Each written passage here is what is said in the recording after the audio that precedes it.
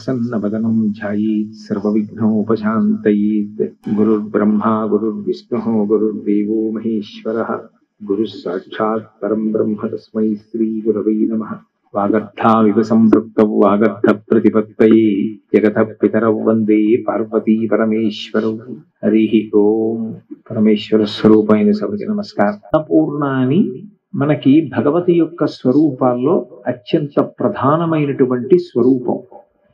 కాశీ పట్టణాన్ని ఆవాసంగా చేసుకుని ఆ తల్లి ఈ లోకాలన్నిటినీ పోషిస్తూ ఉంటుంది. పోషణ శక్తి ఏది ఉన్నదో దానినే అన్నపూర్ణతత్వము అని పిలుస్తారు. ఎప్పుడైనా సనాతన ధర్మంలో శక్తి స్వరూపం ఏది ఉన్నా కూడా దానిని స్త్రీ సంబంధమైన దేవతా స్వరూపంగా కొలుస్తాం. అందుకే శక్తి అంటే కదలిక. కదలిక లేదనుకోండి శక్తిహీనుడు అంటారు. పోషణ శక్తి అని ఒకటి ఉంటుంది, అంటే సమస్త భూతకోటి బ్రతకాలి. సృష్టి యందు వికసనము అనేటటువంటిది మొట్టమొదటి లక్షణం. ఒక పని చేసేటప్పుడు కొంతమంది అయోమయంగా చేస్తారు. చాలా బాగా చేశామని అనుకుని అయ్యో ఇలా కాకుండా ఇంకోలా చేసి ఉంటే చాలా అందంగా ఉండేది అని కార్యక్రమం చివర నాలుగు కరుచుకున్నారనుకోండి, ఉపయోగం ఏముంటుంది? ఒక పెద్ద భవంతి కట్టేటప్పుడే ఆ భవంతిలో దేని కొరకు ఏ ప్రాంగణం ఉపయోగపడాలి అన్న దాని విషయంలో నిర్దిష్టమైనటువంటి అవగాహన ఉండాలి. అలా కాకుండా ఒక భవంతిని కట్టేసిన తరువాత ఇది అస్తవ్యస్తంగా ఉంది, ఇలా కాకుండా ఇవి ఇక్కడ అది ఎక్కడా ఉంటే బాగుండేది అనుకుంటే ప్రయోజనం ఉండదు. వికసనము అన్న మాటకు అర్థం ఏమిటంటే ఒక క్రమ పద్ధతిలో ఏర్పాటు కావాలి. అందుకే మీరు జాగ్రత్తగా గమనిస్తే సనాతన ధర్మంలో భగవత్ స్వరూపాలన్నిటికీ కూడా పద్మంతో సంబంధం ఉంటుంది. విఘ్నేశ్వరుడు పద్మంలో కూర్చుంటాడు, శ్రీకృష్ణ భగవానుడు పద్మంలో కూర్చుంటాడు. గురువాయూరు వెడితే కొంతమంది విదేశస్తులు అక్కడికి వచ్చి లోటస్ కృష్ణ అంటుంటారు. పద్మంలో కూర్చున్నటువంటి కృష్ణుడు ఒకడు ఉంటాడు గురువాయూరు ప్రధాన దేవాలయం పక్కనే. ఆ దర్శనం కూడా చాలా అద్భుతం అని చెప్తారు. సరస్వతీదేవి పద్మంలో కూర్చుంటుంది, లక్ష్మీదేవి పద్మంలో కూర్చుంటుంది, శ్రీ మహావిష్ణువు చేత్తో పద్మం పట్టుకుంటారు. అందుకే క్షీరోధన్వత్ ప్రదేశీ శుచిమణి విలసత్సైకతే మౌక్తికానాం మాలాక్లుప్తాసనస్థ స్ఫటికమణి నిభైర్మౌక్తికైర్మండితాంగః శుభ్రైరభ్రైరదభ్రైరుపరి విరచితైర్ముక్త పీయూషవర్షైః ఆనందీన పునీయాత్ అరినళిన గదా శంఖ పాణిర్ముకుందః అని ఆ చేతిలో పద్మాన్ని పట్టుకుంటారు. అసలు పద్మంతో సంబంధం లేని సనాతన ధర్మమునందున్నటువంటి దేవతా స్వరూపం మీకు గోచరము కాదు. అసలు ఏమిటి పద్మం అంటే? పద్మము వికసనమునకు గుర్తు. వికసనము అంటే విచ్చుకునుట అని. ఆ విచ్చుకోవడం అనేటటువంటిది అస్తవ్యస్తంగా ఉండదు. పద్మం వికసనం పొందాలి అంటే ఒక్క సూర్యకిరణము చేత మాత్రమే విచ్చుకుంటుంది. అథవా మీరు ఇంకా ఏ ఇతరమైనటువంటి విశేషాన్ని తీసుకొచ్చి పద్మం దగ్గర ఉంచండి, పద్మము యొక్క వికసనమునకు అవి ఏవీ హేతువులు కావు. అది విచ్చుకున్నప్పుడు ఎంత అందంగా విచ్చుకుంటుందో, ఒక పూర్ణత్వం అందులో ఎలా వస్తుందో, జలజాంత స్థిత కర్ణికం తిరిగిరా సంఘంబులయ్యున్న రేకుల చందంబున అంటారు పోతన గారు. ఆ దుడ్డు ఉంటుంది, ఆ దుడ్డు మీద కన్నాలు ఉంటాయి, దాంట్లోంచి కేసరములు పైకి లేస్తాయి. ఆ చుట్టూ దళములు బహు అందంగా, వాటిని చూస్తే పద్మపత్రములని ఇలా ఒక ఏదో పర్వతాల్ని గీసినట్టుగా అందంగా విచ్చుకుంటాయి ఆ దళములు. ఈ వికసనము అనేటటువంటి దానికి గుర్తైనటువంటి పద్మాన్ని దేవతలందరూ ఏదో ఒక క్రమంలో అనుబంధాన్ని ఉంచుకోవడానికి కారణం ఈ సృష్టి యందు స్థితి యందు లయ యందు వికసనం ఉన్నది. వికసనము అంటే ఒక క్రమమైన పద్ధతి ఉంది. ఏదో భగవంతుడు సమస్త జీవులను సృష్టించి ఇంతమందిని సృష్టించాను కానీ ఎవరెప్పుడు పడుకోవాలో, ఎవరెప్పుడు నిద్ర లేవాలో, ఎవరు ఏం తినాలో, ఎవరు తినకుండా ఉండాలో, ఎవరు నీళ్లు తాగాలో, ఎవరు తాగకూడదో నేను ఆలోచన చేయలేదండి అన్నాడు అనుకోండి, ఈ సృష్టి నిలబడదు. మీకు నేను ఒక ఉదాహరణ చెప్పాలంటే, వేదం ఒక మాట అంటుంది, విషం కలిగినటువంటి ప్రాణులన్నీ కూడా సూర్యాస్తమయం తర్వాత నిద్ర లేవాలి, విషం లేనటువంటి ప్రాణులన్నీ కూడా సూర్యోదయానికి నిద్ర లేవాలి. అందుకే రామాయణంలో దశరథ మహారాజు గారితో మాట్లాడుతూ కైకమ్మ ఒక మాట ఉంటుంది, సూర్యవంశానికి చెందినవాడివి, సూర్యోదయం అవుతోంది, ఇప్పుడు బుద్ధితో ఆలోచించు అంటుంది.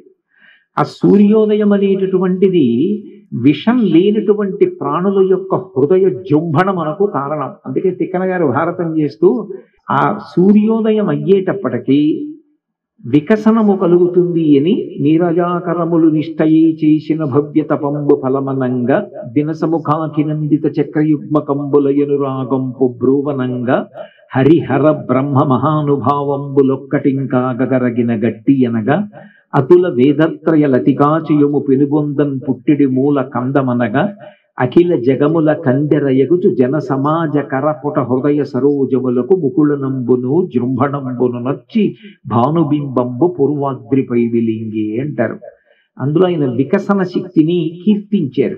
సకల ప్రాణులు అంటే ప్రత్యేకించి మనుష్యుల యొక్క హృదయములన్నీ కూడా జృంభణములు పొందుతాయంటే సంతోషంతో ప్రాణులు నిద్రలేస్తాయి. కందెరయగుచు కనురెప్ప విచ్చుకుంటుంది. విషక్రిములకు కనురెప్ప పడిపోతుంది. అవన్నీ కూడా చీకటిగా ఉన్న ప్రాంతాల్లోకి వెళ్ళి పడుకుంటాయి. అందుకే చూడండి, నిత్తురు తాగేటటువంటి ప్రాణులు, దోమలు మొదలైనవన్నీ చీకటి పడేటప్పటికి లేస్తాయి. సూర్యోదయం అయ్యేటప్పటికి విశ్రాంతి తీసుకుంటాయి. మనుష్యులు సూర్యోదయానికి లేవాలి, సూర్యోదయ పూర్వం. సూర్యాస్తమయానికి ఇక భోగం ఒకటే ఇంట్లో, అంతే. ఈ సృష్టి యందు వికసనాన్ని పెట్టింది ఆవిడ. కొన్నిటిని మాంస ప్రాణులను చేసింది, కొన్ని మాంసమే తినాలి, కొన్ని శాకాహారమే తినాలి. మళ్ళీ ఇందులో విశేషమైనటువంటి బుద్ధి కానీ, విశేషమైనటువంటి శరీర బలం కానీ, శరీరం విస్తృతంగా పెరగడం కానీ ఆహారములలో దేని వల్ల కలగాలి? శాకాహారము వలన, మాంసాహారము వలన అంటే దాని మీద పరిశోధన అక్కర్లేకుండానే అమ్మవారు నిర్ణయం చేసింది. అందుకే ఏనుగు కేవలం శాకాహారి, కేవలం శాకాహారి అయినటువంటి ఏనుగుకున్నంత పెద్ద శరీరం ఇక సృష్టిలో ఏ ప్రాణికి ఉండదు. ఏనుగుకున్నంత బలం కూడా ఎవరికీ ఉండదు. ఏనుగుకు ఉన్నంత సూక్ష్మమైనటువంటి బుద్ధి ఏ ఇతర ప్రాణికి ఉండదు. సూక్ష్మమైన బుద్ధికి, శరీర బలమునకు ఏది ఆధారము అంటే అసలు శాకాహారము ఆధారము. అందుకే వీరు సృష్టి విభాగంలో ఒక చిత్రాన్ని గమనించి ఉంటారు. మాంసాహారం తినేటటువంటి ప్రాణులు శాకాహారం ముట్టుకోనివి కొన్ని ఉన్నాయి. కొన్ని మాంసాహారము తింటాయి, శాకాహారము తింటాయి. పిల్లి ఉందనుకోండి, మాంసము తింటుంది, పాలతో కలిపినటువంటి అన్నము తింటుంది. సింహం ఉందనుకోండి, మీరు తీసుకెళ్ళి అక్కడ పాలతో కలిపిన అన్నం పెట్టినా, పరమాన్నం పెట్టినా అది ముట్టదు. అది కేవలం మాంసం తింటుంది. మళ్ళీ మాంసం తినేటటువంటి ప్రాణులలో అత్యంత ఇష్టమైన మాంసం ఏది వాటికి అంటే కేవలము శాకాహారము మాత్రమే తినేటటువంటి ప్రాణుల యొక్క మాంసం వాటికి ఎక్కువ ఇష్టం. అందుకే సింహం దేన్ని ఎక్కువ ఇష్టపడుతుంది అంటే ఏనుగు యొక్క మాంసాన్ని ఇష్టపడుతుంది. నన్నయ్య గారు భారతం చేస్తూ శాతన ఖగ్ర ఖండితల సన్మద కుందర కుంభముక్త ముక్తాతుత శైల అంటాడు. దానికి మహా ఇష్టం. ఎగిరి ఏనుగు కుంభస్థలం మీద దూకి ఆ ఏనుగు కుంభస్థలాన్ని చీల్చి ముత్యాలు వెదజల్లి ఆ మాంసం తినడం అంటే ఇష్టం. మాంసాన్ని కూడా తినేటటువంటి ప్రాణి యొక్క మాంసాన్ని కేవలం మాంసం తినేటటువంటి ప్రాణి ఇష్టపడదు. అంటే తేజస్సిద్ధిలో ఉన్నదని పెట్టింది అమ్మవారు. అంటే శాకాహారము మాంసాహారము కన్నా తేజోవంతము, శక్తివంతము. ఇది నా వ్యక్తిగత అభిప్రాయం కాదు, నేను వైదికమైనటువంటి భావాన్ని దృష్టిలో పెట్టుకుని మాట్లాడుతున్నటువంటి మాట. కాబట్టి ఆవిడ సృష్టి యందు ఒక నియమం ఉంది. ఒక ప్రాణి సృష్టింపబడాలి అంటే అసలు ఈ ప్రాణి యొక్క శరీరం ఏమి, ఇది దేన్ని జీర్ణం చేసుకుంటుంది, ఇది దేన్ని తింటుంది, అది తినేటటువంటి పదార్థము దానికి అందుబాటులో ఉంటుందా, ఇవి చూస్తుంది. అంతేకాని సృష్టి చేసేసిన తర్వాత అయ్యయ్యో ఇదేమిటి ఇలా సృష్టి చేశాను అని ఆవిడ తలపట్టుకునేటటువంటి క్షణము ఒక్కటి కూడా ఉండదు. దానికి అన్నపూర్ణా తత్వము అని పేరు. అన్నపూర్ణా తత్వము అంటే కేవలం అన్నం పెట్టడము అని అర్థం చెప్పకూడదు. సృష్టి వికసనమునందు పోషణలో అయోమయావస్థ లేనటువంటి స్థితి ఎక్కడ నుండి ప్రచోదనమైనదో ఆ ప్రచోదనమైన కేంద్రమునకు పోషణ శక్తికి అన్నపూర్ణ అని పేరు. ఆ పూర్ణ అన్న మాట ఎందుకు వేశారంటే అన్నదాత అనలేదు, అన్నపూర్ణ.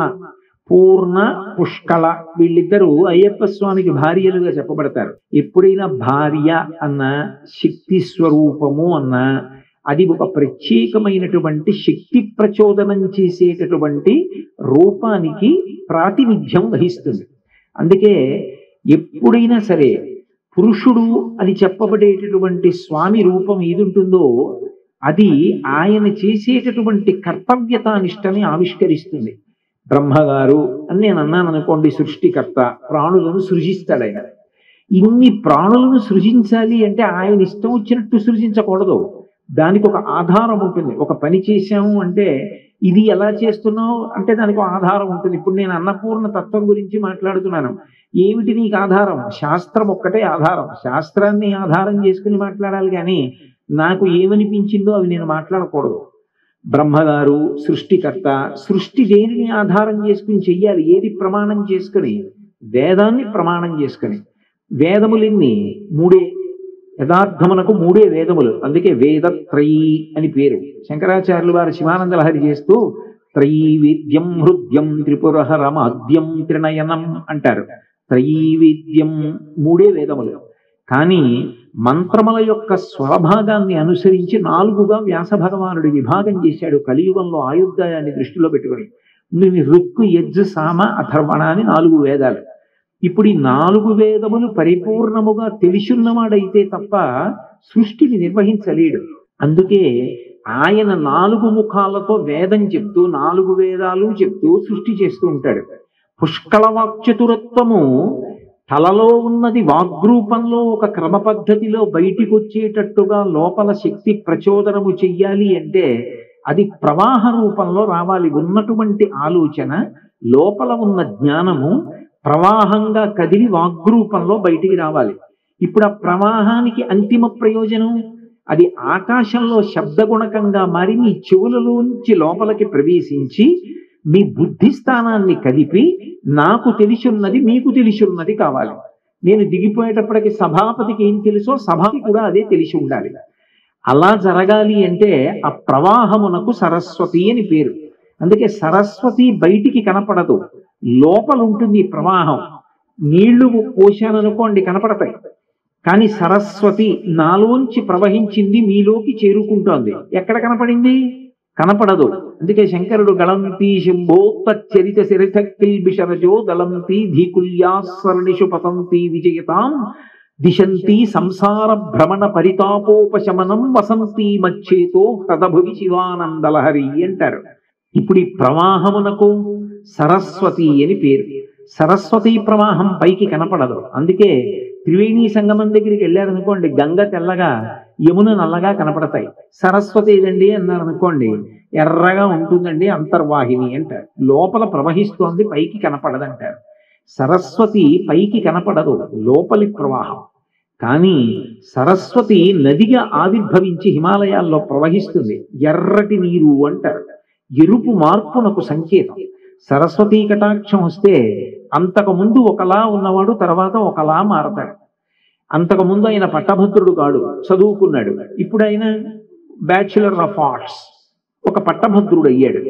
మార్పునకు ఎరుపు సంకేతం. అందుకే ఎరుపు చేత సంకేతిస్తుంటారు.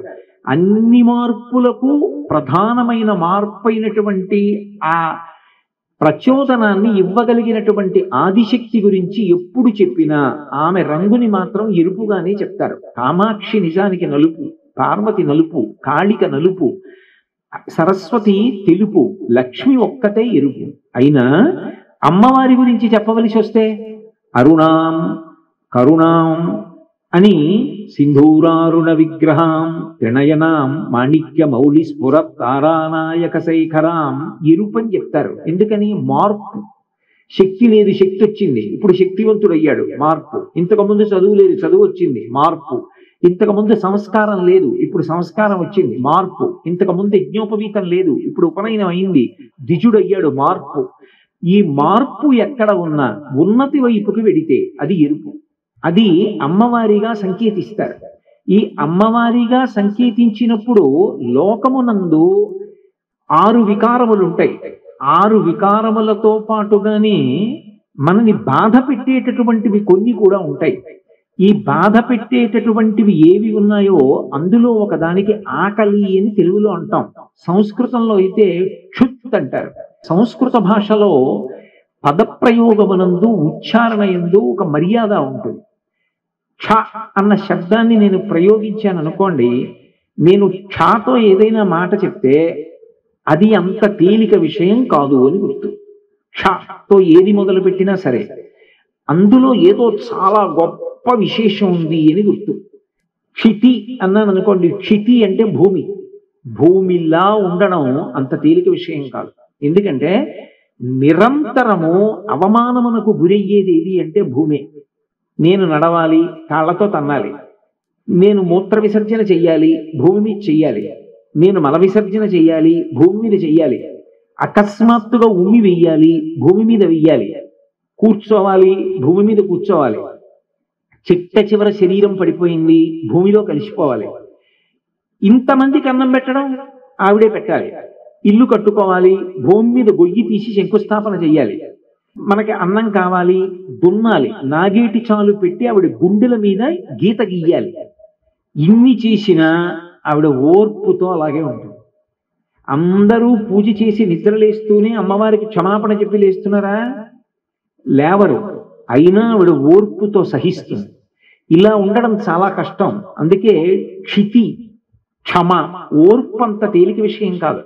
ఒకడేదో అంటే తిరగబడ్డం చాలా తేలిక, కానీ ఓర్చుకోగలగడం చాలా గొప్ప. అందుకే క్షమయావిష్ఠితం జగత్ అంటారు వాల్మీకి మహర్షి. అసలు ఈ జగత్ ఎక్కడుంది అంటే ఓర్పులో ఉంది. మహాత్ముడు కూడా ఓర్పు తప్పిపోయి ఆగ్రహించాడు అనుకోండి, లోకాలు ఎలా నిలబడతాయి? ఓర్పు చాలా గొప్పది, కోప్పడ్డం చాలా తేలిక. అందుకే ఓర్పు, క్షమ, ఆకలి తట్టుకోవడం చాలా కష్టం. ఎందుకంటే లోపలి మంట. తెలుగులో అయితే ఆకలి. చాలా మందికి తెలియక అక్కర్లేని బాధలన్నీ పెట్టుకుంటుంటారు మనసులో. ఆడది అన్నాను అనుకోండి, ఏదో నేను చాలా తక్కువ చేశాను అనుకుంటుంటారు. ఆడది అన్న మాట అంత తక్కువది కాదు తెలుగులో. అందుకే ఆడపిల్ల అన్నారు. ఆడపిల్ల అన్న మాటకు అర్థం ఏమిటంటే, ఆడది అన్న మాటకు అర్థం లక్ష్మీదేవి అని అర్థం. మా ఇంట్లో నా కూతురు పుట్టింది, ఆడపిల్ల పుట్టింది అని నేను మురిసిపోయాను. ఆడపిల్ల అంటే దాని అర్థం ఈడ పుట్టింది, ఇక్కడ ఉండదు. ఆడపిల్ల అక్కడికి వెళ్ళిపోతుంది. ఇక్కడ నా గోత్రంలో పుట్టింది, ఆ గోత్రంలో ఉండదు. నా ఇంటి పేరులో పుట్టింది, నా ఇంటి పేరు ఉంచుకోదు. ఆమె వేరొకరిని వెతుక్కుని వెళ్ళిపోతుంది భర్తని. ఆమె లక్ష్మి, నిత్యానపాయని, నారాయణమూర్తి దగ్గరికి వెళ్ళిపోతుంది. వెళ్ళిపోయి ఆయన వంశాన్ని పెంచుతుంది, ఆయన ఇంటి పేరు తీసుకుంటుంది. ఆయన సుఖ సంతోషములు తన సుఖ సంతోషములు అంటుంది. నా సుఖ సంతోషములు కొంతవరకే, తన భర్త సుఖ సంతోషములు తనకి పరిపూర్ణమైన సుఖ సంతోషములు. అంత విశాల హృదయం కలిగింది కాబట్టి ఆడపిల్ల ఈడ పుట్టి నన్ను తరింపచేసింది. ఇక్కడ పుట్టి ఇక్కడ వృద్ధి చేసేవాడు నా కొడుకు. ఆడపిల్ల అక్కడ వృద్ధి చేయడానికి ఇక్కడ నా దగ్గర సంస్కారం పొందడానికి వచ్చింది. లక్ష్మి నా ఇంట పుట్టింది. అందుకే హిమవంతుడు పొంగిపోయాడు. గిరులలోనొక్క గిరినైన నా పేరు వెలయి చేసి తిట్లు ఇందువదన, నీకు తండ్రినైతి నాకింత చాలదే, ఇది మహాద్భుతంబు ఇందువదన అన్నాడు. ఎంత అదృష్టం ఆడపిల్ల పుట్టడం అన్నాడు. ఆడపిల్ల అన్న మాటకు అర్థం లక్ష్మీదేవి. ఆడది అని నేను అన్నాను అనుకోండి, ఏదో తక్కువ చేసేసాను అనుకోకూడదు. అది తెలిసి తెలియనితనంతో చేసేటటువంటి తీర్పు. ఆడది అన్న మాటకు అర్థం శ్రీ మహాలక్ష్మి అని. ఇప్పుడు సంస్కృతంలో అయితే క్షుత్ అంటారు ఆకలిని. మళ్ళీ వెనక్కి రండి. క్షుత్, క్షుత్ అంటే క్షకారంతో ప్రారంభం అవుతుంది. అంటే భరించడం చాలా కష్టం సుమా. ఎందుకని ఇది లోమంట. చెట్టు పైన అంతా చక్కగా కనపడుతోంది, ఆకులు, చిగుర్లు, పువ్వులు, కాయలు, పళ్ళు అన్నిటితోటి. కానీ దాని తొర్రలో అగ్నిహోత్రం కాలిపోతోంది. ఇప్పుడు ఆ చెట్టు పరిస్థితి ఎలా ఉంటుంది? తొర్ర కాలిపోతున్న చెట్టు పైన ఆకులున్నా విపరీతమైన ఆకలితో ఉన్నవాడు అలా ఉంటాడు. లోమంట పెరిగిందనుకోండి, ముందు ఏం పోతుంది అంటే ధర్మం పోతుంది. ఇది చాలా చాలా గంభీరమైన మాట. నేను అన్న మాట మీరు పట్టుకోవాలి. అందుకు అమ్మవారు ఈ విషయాన్ని తన చేతిలో పెట్టుకుంది. ధర్మము వెంటనే ఎప్పుడు నశించిపోతుంది అంటే లోకంలో ఆకలి పెరిగిపోతే. సమాజ సేవ అన్నది ఎందుకు వచ్చిందంటే ఇందుకు వచ్చింది. ఆకలి విపరీతంగా వేసింది అనుకోండి, వాడు ఇక ధర్మాధర్మ వివక్ష ఉండదు. పసిపిల్లవాడు ఒకడు అలా లడ్డు పట్టుకుని తింటూ వెళ్ళిపోతున్నాడు అనుకోండి, వీడికి విపరీతమైన ఆకలితో ఉన్నాడు, 3 రోజులైంది అన్నం తిని. చిన్నపిల్లాడి చేతిలో లడ్డు లాక్కోవడమా అని చూడటం, గభాలను లాక్కుని తినేస్తాడంతే. ఆకలి ఇక యుక్తాయుక్త విచక్షణ చూడనివ్వదు. ఆకలి ధర్మాధర్మ వివక్ష ఉండదు. ఆకలి ఎక్కడ పెరిగిపోతుందో ఆ దేశానికి శాంతి భద్రతలు ఉండవు. ఆకలి నేరమునకు కారణము. మీరు ఈ విషయాన్ని బాగా గుర్తుపెట్టుకోండి. ఆకలి ఎక్కడ పెరిగిపోతుందో అక్కడ ఎవరూ ఒకరి మాట ఒకరు వినడం అనేటటువంటి పరిస్థితి ఉండదు. అందుకే క్షుత్ అంటే బాధ. ఆ బాధ కలిగితే ధర్మం పోతుంది. అందుకే పరదేవత ఏం చేసిందంటే మొట్టమొదట పోషణని సృష్టించే ముందు కాలమును తన వశం చేసుకుంది. అందుకే కాలము ఆవిడికి ఆభరణంగా ఉంటుంది. మీరు చూడండి, లలితా సహస్రనామంలో అమ్మవారి గురించి చెప్తూ ఓ మాట అంటాం, సూర్యచంద్రులు ఇద్దరు ఎవరు అంటే తపనోడుపమండల. అమ్మవారి చెవులకు ఆభరణాలు. అమ్మవారి స్తనములేవి అంటే సూర్యచంద్రులు. అమ్మవారి కన్నులేవి సూర్యచంద్రులు. అమ్మవారే కాదు, ఈ తత్వాన్ని మీరు పట్టుకోవాలి. మీరు ఏ భగవత్ స్వరూపాన్ని చెప్పండి, సూర్యచంద్రులు ఇద్దరు కళ్ళనో ఇంకోటనో తప్పకుండా చెప్తారు. నేను శివుడు అన్నాను అనుకోండి, వందే శంభుమమాపతిం సరగురుం వందే జగత్కారణం వందే పన్నగభూషణం మృగధరం వందే పశూనాం పతిం వందే సూర్య శశాంక వహ్ని నయనం అంటాం. సూర్యుడు, చంద్రుడు, అగ్నిహోత్రము మూడు కూడా పరమశివుని యొక్క కన్నులు అంటారు. విష్ణు సహస్రనామ స్తోత్రం చెప్పామనుకోండి, క్షీరోధన్వత్ ప్రదేశే శుచిమణి విలసత్ సైకతే మౌక్తికానాం మాలాక్లుప్తాసనస్త స్ఫటికమణి నిభైర్మౌక్తికైర్మండితాంగ శుభ్రైరభ్రైరదభ్రైర్ పరివిరచితైర్ముక్త పీయూషవర్షైః ఆనందీన పునీయాత్ తరినళిన గదా శంఖ పాణిర్ముకుంద భూః పాదౌ యస్య నాభిః వియత సురనిలచంద్ర సూర్యౌ చ నేత్రే. సూర్యచంద్రులిద్దరూ ఆయనకి కన్నులు. విష్ణువు చెప్పినా సూర్యచంద్రుల కన్నులు, శివుడు చెప్పినా సూర్యచంద్రులు అగ్నిహోత్రం కన్నులు. అమ్మవారి గురించి చెప్తే అహస్సూతే సవ్యం తవ నయనమర్కాత్మకతయా ప్రియామాం వామంతే సృజతి రజనీ నాయకతయా తృతీయాతే దృష్టిద్దరదలిత హేమాంబుజరుచి అని శంకర భగవత్పాదులు సౌందర్యలహరిలో. సూర్యచంద్రులు అగ్నిహోత్రము అమ్మవారి కన్నులు. మీరు ఎంతమంది కళ్ళు ఇవి? ఎవరికి చెప్పండి ఈ మూడు వాళ్ళ కళ్ళు అంటారు. అంటే దాని అర్థం మనందరం సూర్యచంద్రుల యొక్క గతి ఎందు పడిపోతాం. కాలంలో పడిపోయే ముందు మొదటి లక్షణం ఏది అంటే అన్నద్వేషం. అబ్బా, అన్నం వద్దనిపిస్తుంది. ఎందుకంటే కలియుగంలో ఈ శరీరము అన్నవికారం, అన్నము చేత పోషింపబడుతుంది. అన్నద్వేషం వచ్చేసింది అంటే ఆ ప్రాణి వెళ్ళిపోతాడు అని గుర్తు. కాలమునందు మిగిలిన ప్రాణులన్నీ పడిపోతాయి. కాలమునందు పడిపోని వాళ్ళెవరో, కాలాతీతులెవరో వాళ్ళు సూర్యచంద్రుల్ని కన్నులుగా పెట్టుకుని లోకాన్ని చూస్తూ ఉంటారు. అందుకే చూచుట, పోషించుట మరియు కాలమునకు అతీతులగుట, కాలమునందు గణించి పడగొట్టుట. అందుకే కాల కలయతామహం అంటాడు కృష్ణుడు భగవద్గీతలో. నేను కాల రూపంలో ఉండి ఫలితాలు ఇస్తున్నానంటాడు. ఇవి చెప్పడానికి సూర్యచంద్ర అగ్నిహోత్రములు కన్నులుగా ఉంటాయి దేవతలకి. అసలు ముందు కాలము తన చేతిలో ఉంటే తప్ప పోషణ అన్నది కుదరదు. ఎందుకని? ఇది భారతీయ సిద్ధాంతంలో, సనాతన ధర్మంలో ఋషి యొక్క వైభవం అక్కడ ఉంది. అందుకు దేశకాల సంకీర్తనం చేస్తాం. అమ్మవారి మొదటి అనుగ్రహం పోషణ ఏ రూపంలో ఉంటుంది అంటే ఋతు రూపంగా ఉంటుంది. ఋతు రూపంలో ఆవిడ పోషిస్తుంది. అందుకే మీరు చూడండి, దేశకాల సంకీర్తనం చేస్తే ఏవి తప్పకుండా చెప్తాం. మీరు ఎక్కడున్నారు? నాకు నదులు తెలియవు అనుకోండి, నేను ఏదో హైదరాబాద్ వచ్చాను ఇవాళ, మా ఇంట్లో కూర్చుంటే గంగా గోదావరి యోహో మధ్యదేశే కోకరథ క్షేత్రే అంటాను, కాకినాడలో ఉన్నాను అని. ఇవాళంటే పోనీ హైదరాబాద్ వచ్చాను, కొడుకు ఇల్లు ఉంది, అస్తమానం వస్తుంటాను, ఏం చెప్పాలో తెలుసండి, మీకు తెలియకపోవడం ఏమిటి అంటారేమో. నేను అకస్మాత్తుగా ఉపన్యాసం చెప్పడానికి మైసూరు వెళ్ళాను అనుకోండి, ఏ నదుల మధ్య ఉందో నాకేం తెలుసు? అప్పుడు నేను నదులు చెప్పను, ఆ ఊరు పేరు ఒకటి చెప్తాను. చెప్పి మహాక్షేత్రే ఏది మాత్రం వదిలిపెట్టకూడదు. దేశకాల సంకీర్తనమునందు కాల సంకీర్తనమును విడిచిపెట్టకూడదు, అది చెప్పాలి. జయనామ సంవత్సరే ఉత్తరాయణే వసంత ఋతు చైత్రమాసే ఏదో కృష్ణపక్షే తదియంయాం వాసర భృగువాసరే, ఇది మాత్రం చెప్పాలి తప్పకుండా, పంచాంగం దగ్గర పెట్టుకుని. ఇది చెప్తున్నప్పుడు ఋతువుని చెప్తాం. వసంత ఋతువు అన్నాం. వసంత ఋతువు అంటే ఆ ఋతువుకి కొన్ని లక్షణాలు ఉంటాయి. చైత్ర శ్రీమాన్ ఇయం మాసః. వాల్మీకి మహర్షి రామాయణం చేస్తూ అంటారు, చైత్ర శ్రీమాన్, చైత్రమాసము వైశాఖ మాసము వచ్చాయంటే శ్రీమంతములైనటువంటి మాసములు. దేనికి? కంటికి, కడుపుకి, మనసుకి, మూడిటికి శ్రీమంతములు. మీరు కంటితో చూస్తుంటే ప్రకృతి పరమ ఆహ్లాదకరంగా ఉంటుంది. ఎందుచేత? మహర్షి అది కూడా చెప్పారు అందులో. ఇయం మాసః పుణ్యః పుష్పితకాననః అన్నారు. చెట్లన్నీ కూడా చిగురుస్తాయి, కొత్త ఆకుపచ్చ ఆకులతో ఉండి మొగ్గలు వేసి పువ్వులు పూస్తాయి. చాలా వృక్షములు చైత్రమాసం వచ్చేటప్పటికి పుష్పిస్తాయి. అందుకే ఇక్కడ కాదు, మీరు అరణ్య ప్రాంతములలో చూస్తే అసలు ఆ శోభ ద్విగుణీకృతంగా ఉంటుంది. అందుకే వసంత మాసం వస్తే ఒక విశేషం ఉంటుంది. తుమ్మెదలు గుంపులు గుంపులుగా ఎగురుతాయి. ఎందుకంటే పుష్పాలు బాగా పూసి వికసిస్తాయేమో, కడుపు నిండా తేనె తాగడం కోసం, అప్పుడే విచ్చుకున్న పువ్వుల కోసమని తుమ్మెదలు బారుల కింద పెడతాయి. మీకు ఇక్కడ కనపడదు కానీ నేను మీకు బాగా దీని గురించి చెప్పాలి అంటే, మా కాకినాడ నుంచి భద్రాచలం వెళ్ళేటప్పుడు మారేడు మిల్లి దారి ఉంది, అడవిలోంచి పెడతాం. కార్లు ఒక పెద్ద బారుల కింద ఆగిపోతాయి ఉదయం 7 గంటలకి. దేనికోసం ఆగిపోతాయంటే, ఈ తుమ్మెదలు అరణ్యంలోకి ఎడతాయి రెండు పక్కల.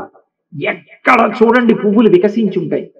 ఇవి పెద్ద వెతుక్కోక్కర్లేదు, 4 పువ్వుల దగ్గరికి వెళ్ళక్కర్లా. ఒక పువ్వు దగ్గరికి వెళ్ళేటప్పటికి కడుపు నిండా మకరందం దొరికేస్తుంది. అవి జమ్మని తీసేసుకుంటాయి. తీసేసుకుని కడుపు నిండిపోయి ఇక సంతోషంతో అడవిలో తిరగవు. పెద్ద గుంపుల కింద వచ్చేస్తే ఇక రోడ్డు కనపడదు, అన్ని తుమ్మెదలే. ఎన్ని రంగురంగుల తుమ్మెదలు. అప్పుడు కార్లు ఆఫ్ చేసేస్తాయి. నేను ఇది చూడడానికి వసంత ఋతువులో భద్రాచలం వెళ్ళా ఒకప్పుడు.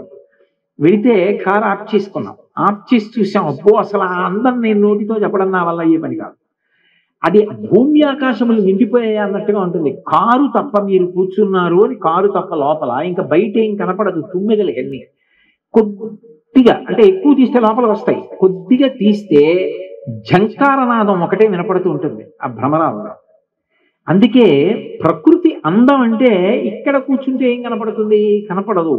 చైత్రమాసం పుణ్యః పుష్పితకాననః, అది కంటికి అందం, కడుపుకి అందం. ఎందుకని అంటే చైత్రమాసం వచ్చి పువ్వులు పూసి పళ్ళు పండితే అసలు రహస్యం ఒకటి ఉంది. మధుమాసము మాధవ మాసము అని పిలుస్తారు చైత్ర వైశాఖాలను. ముక్కుకి మనసుకి వాసనతో హాయినిచ్చే మల్లెపువ్వు వస్తుంది. 365 రోజుల ఊరగాయకి పనికొచ్చేది, ఓషధీ తత్వంతో ఉండేది తీయటి మామిడి పండు వస్తుంది. ఈ రెండు వస్తాయి. అందుకే మనసుకి కడుపుకి ఆహ్లాదకరం కాదు. అసలు మనసుకి ఆహ్లాదం ఇచ్చి మనసుని ఇంద్రియ సుఖాల వైపు నుంచి భగవంతుని వైపుకు తిప్పగలిగినటువంటి అద్భుతమైన తేనె ధార వంటి వాగ్వైఖరి కలిగినటువంటి మహాపురుషులందరూ కూడా చైత్ర వైశాఖ మాసాల్లో వసంత ఋతువులో పుట్టారు. చైత్రమాస శుక్లపక్ష నవమి ధర్మం పట్టుకున్న మనుష్యుడు ఎంత గొప్పవాడవుతాడో చెప్పిన రాముడు పుట్టాడు. వైశాఖ మాస శుక్లపక్ష పంచమి లోకమునకంతటికి మార్గదర్శనం చేసిన జగద్గురువులైన శంకర భగవత్పాదులు ఆవిర్భవించారు. అందుకే మధుమాసము మాధవ మాసము మనసుకి, బుద్ధికి, కంటికి, బాహ్యంలో అందానికి, నాలుక మీద రుచికి, వాతావరణానికి. ఇప్పుడంటే ఇలా ఉందనుకోండి, అసలు పూర్వం ఇలా ఉండేది కాదు. గ్రీష్మం ఉంటే తప్ప. వసంత ఋతువు గురించి కావ్యాల్లో ఎంత బాగా వర్ణిస్తారు. కాబట్టి వసంత ఋతువు అంత గొప్పది. ఇప్పుడు నేను వసంత ఋతువు అన్నాను అనుకోండి, ఏమిటి గమనించాలి? కాలమునందు ఆ 2 నెలల్లో ఆ ఋతు రూపంలో లోకమంతా సంతోషించేటట్టుగా అమ్మవారు ఏం చేసిందంటే ప్రకృతిని విధించింది అలాగా. అందుకే ఆవిడ మొదటి పేరు ఏది అంటే ప్రకృతి.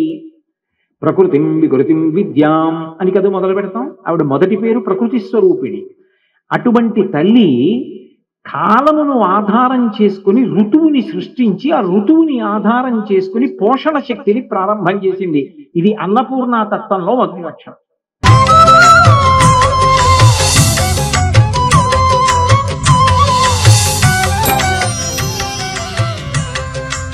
భగవతి కాలస్వరూపిణి అయి ఈ పోషణ తత్వమునందు ఋతువుని సృజిస్తుంది.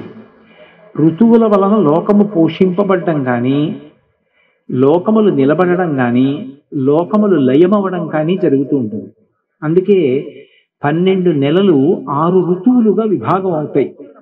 చైత్ర వైశాఖ మాసములు వసంత ఋతువు, ఆ తర్వాత వచ్చేది గ్రీష్మ ఋతువు, తర్వాత వచ్చేది వర్ష ఋతువు, తర్వాత వచ్చేటటువంటిది శరదృతువు, తర్వాత వచ్చేది హేమంత ఋతువు, తర్వాత వచ్చేది శిశిర ఋతువు. ఈ 6 ఋతువుల రూపంలో ప్రకృతి అంతా కూడా జీవుల్ని పోషిస్తూ ఉంటుంది. అలాగే ఈ ఋతువుల రూపంలోనే ప్రాణికోటి అంతా పడిపోతూ ఉంటుంది. గ్రీష్మ ఋతువు వచ్చిందనుకోండి, చాలా ప్రాణులు పడిపోతాయి. అందుకే విపరీతమైనటువంటి వేడి, ఆ వేడికి తట్టుకోలేక అనేక ప్రాణులు నశించిపోతాయి. మళ్ళీ వర్షం పడిందనుకోండి, సృష్టి శక్తి అంటారు. అప్పుడు అమ్మవారు ఈ లోకాన్నంతటినీ కూడా సృష్టిస్తుంది. మళ్ళీ లోకాన్ని సృష్టించడము అంటే నా ఉద్దేశ్యం ప్రాణికోటిని సృష్టిస్తుంది. అందుకే మీరు చూడండి, గ్రీష్మ ఋతువు దగ్గరికి వచ్చేటప్పటికి జగత్తు నామరూపాలని పోగొట్టుకుంటుంది. చెట్లన్నీ కూడా శోషించిపోతాయి. భూమిలో పడిపోయినటువంటి గింజలు ఏది ఏ గింజో ఎవరికి తెలియదు. అదే మళ్ళీ వర్షం పడిందనుకోండి, ఒక చినుకొచ్చి తగిలితే ఇది సీతాఫలము తెలుస్తుంది. సీతాఫలం గింజలోంచి సీతాఫలం చెట్టు వస్తుంది. ఓ వాన చినుకు తగిలేటప్పటికి మామిడి టెంకలోంచి మామిడి చెట్టు వస్తుంది. శోషించిపోయిన ప్రాణులన్నీ కూడా అమ్మయ్య అని మళ్ళీ ఉపశాంతి పొందుతాయి. అందుకే సంజీవనం సమస్తస్య జగత శల్యాత్మిక భవ ఇత్యుచ్యతే మూర్తిర్భవస్య పరమాత్మనః అంటాడు వ్యాసుడు లింగ పురాణంలో. నీటి రూపంలో మళ్ళీ లోకములలో ప్రాణులను సృజిస్తుంది, ప్రాణులను నిలబెడుతుంది. అమ్మవారు ప్రీతి దేనికి చెందుతుంది అంటే అయ్యవారి యొక్క శాసనాన్ని అనుసరిస్తే ప్రీతి చెందుతుంది. అయ్యవారి శాసనం వేదం. వేదం చెప్పినట్టుగా మనం బ్రతుకుతున్నాం అనుకోండి, ప్రకృతి స్వరూపిణిగా ఆవిడ లోకాలని అనుగ్రహిస్తూ ఉంటుంది. అయ్యవారు చెప్పినట్టు బ్రతకట్లేదు అనుకోండి, అంటే వేదం చెప్పినట్టు కాకుండా భగవంతుడెవరు మనంతటి వాళ్ళ మనమని బ్రతుకుతున్నాం అనుకోండి, ఆవిడికి ఖేదం కలుగుతుంది, ఆగ్రహం కలుగుతుంది. అమ్మవారికి ఆగ్రహం కలిగితే మొట్టమొదట గతులు తప్పేవి అంటే ఆ ఋతువులు గతులు తప్పుతాయి. ఏ ఋతువు ఎలా ఉండాలో అలా ఉండదు. వసంత ఋతువు వసంత ఋతువులా ఉండదు, గ్రీష్మ ఋతువు గ్రీష్మ ఋతువులా ఉండదు, వర్ష ఋతువు వర్ష ఋతువులా ఉండదు. వర్ష ఋతువు వస్తోందని పొలం దున్నుతాడు రైతు, చినుకు పడదు. పంట చేతికందే కాలం వస్తుంది, అకారణంగా బ్రహ్మాండమైనటువంటి వర్షాలు రోజులు తరబడి పడ్డాయనుకోండి, పంట చేతికి రాదు.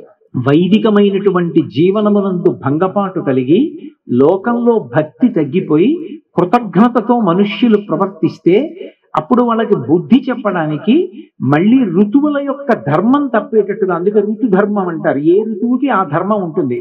ఆ ఋతువు ధర్మం తప్పిందనుకోండి, ప్రాణికోటి శోషించిపోతుంది. మొదట పోయేది ఏది పోతుంది అంటే నోటిదాకా వచ్చిన అన్నం పోతుంది. పడకూడని సమయంలో వర్షం పడింది అనుకోండి, పంటలు పాడయ్యాయి అనుకోండి, చాలా మందికి అన్నం దొరకదు. అందుకే ఎందుకొరకు అన్నపూర్ణమ్మని ఆరాధన చేస్తారు అంటే, మీరు లోకంలో భౌతికమైనటువంటి సుఖాలకి సంబంధించినవి ఎన్నైనా తయారు చేసుకోవచ్చు. ఓ కారు కొనుక్కోవచ్చు, పెట్రోల్ పోసుకోవచ్చు, ఇవన్నీ ఒకెత్తు. అసలు నేరాలు జరగకుండా ఉండాలి, ధర్మం నిలబడాలి, కడుపు నిండుగా ఉంటే కదూ సంతోషంగా ఉండడం అన్నది. ఈ కడుపు నిండా ఉండడం అనేటటువంటి స్థితి ఎక్కడి నుంచి వస్తుంది అంటే ఆ అన్నపూర్ణమ్మ యొక్క అనుగ్రహం చేత ఈ భూమి పంటలను ఇస్తూ ఉంటుంది. అందుకే నిరంతరము ఆవిడ్ని స్తోత్రం చేస్తూ ఉంటారు. ఆవిడ ప్రీతి దేని చేత చెందుతుంది? కృతజ్ఞతాభావము చేత చెందుతుంది.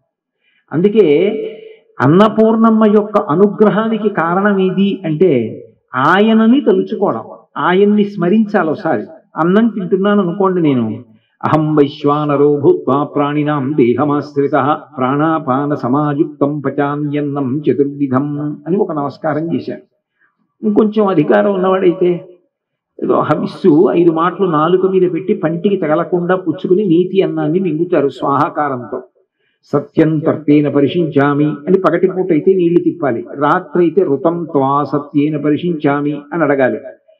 అడిగి ఆ హవిస్సు పుచ్చుకుంటే అమ్మవారు ప్రీతి చెందుతుంది. ఎందుకని? ఈశ్వరుడు ఇక్కడే ఉన్నాడు అగ్నిహోత్రం రూపంలో. ప్రకృతి లోపలికి వెడితే, అన్నం లోపలికి వెడితే అందులో ఉండేటటువంటి శక్తిని జీర్ణ ప్రక్రియ అన్న రూపంలో పొంది శరీరానికి ఇస్తున్నాడు. తెల్లవారేటప్పటికి మళ్ళీ పిప్పి విడిచిపెట్టడానికి అవకాశం ఇస్తున్నాడు. ఇది ఇచ్చినటువంటి భగవంతుడు నీకు మహోపకారం చేస్తే ఒక కబళం అందింది. ఏమిటా మహోపకారం అంటే, ఈ భూమి యందు అమృత బీజములను పరమశివుడు ఇచ్చాడు. అదే కుంభకోణం క్షేత్రం. కుంభకోణం ఓ 10-15 మైళ్ళ దూరంలో ఎక్కడ నిలబడ్డా సరే అద్భుతం. అసలు అలా కుంభకోణం వెళ్ళడమే జీవితంలో అదృష్టం అంటారు. ఎందుకని అంటే ఈ సృష్టి ఎంత లయం అయిపోయిన తరువాత భూమిలోంచి కూడా శక్తి లాగేస్తాడు పరమేశ్వరుడు. ఇక ఈ భూమికి పంట పండే శక్తి ఉండదు. దాన్ని తీసేస్తాడు. తీసేసి అమృతంగా మార్చి ఒక కుండలో పెడతాడు, ఒక కలశలో పెట్టి మేరుగిరి యొక్క శిఖరం మీద పెడతాడు. జలప్రలయం వచ్చి నీళ్లతో నిండిపోతుంది ఈ సమస్తమైనటువంటి జగత్తు. లోకంబులు లోకేశులు లోకస్తులు తెగిన తుది అలోకంబకు పెంజీకటి కావల ఎవ్వండే కకృతి వెలుగు అతని వేసి వింటున్నంటారు పోతన గారు. అలోకమైపోతున్నప్పుడు అటువంటి కటిక చీకటి తర్వాత కొంతకాలానికి పరమశివుడికి ఆలోచన వస్తుంది, మళ్ళీ సృష్టి చేస్తే అని. అప్పుడు ప్రళయ జలాలు మేరు పర్వత శిఖరాన్ని తగులుతాయి. తగలగానే ఆ అమృతంతో నిండినటువంటి కుంభం, అందులో ధాన్యం వేసి ఉంచుతారు ఓషధులు. ఆ కుంభం నీటి మీద తేలుతూ వస్తుంది. ఎక్కడ ప్రారంభం చేద్దాం సృష్టి అని ఈశ్వరుడు అనుకుంటాడో అక్కడ కుంభకోణం క్షేత్రం వస్తుంది. ఆ కుంభాన్ని మొట్టమొదట బాణం వేసి పగలకొడతాడు. పగలకొడితే ఆ కుండ పగిలిపోయి అందులో ఉంచి అమృతంతో కూడుకున్నటువంటి ఓషధులు భూమి మీద పడతాయి. భూమి అమృతాన్ని లాక్కుంటుంది.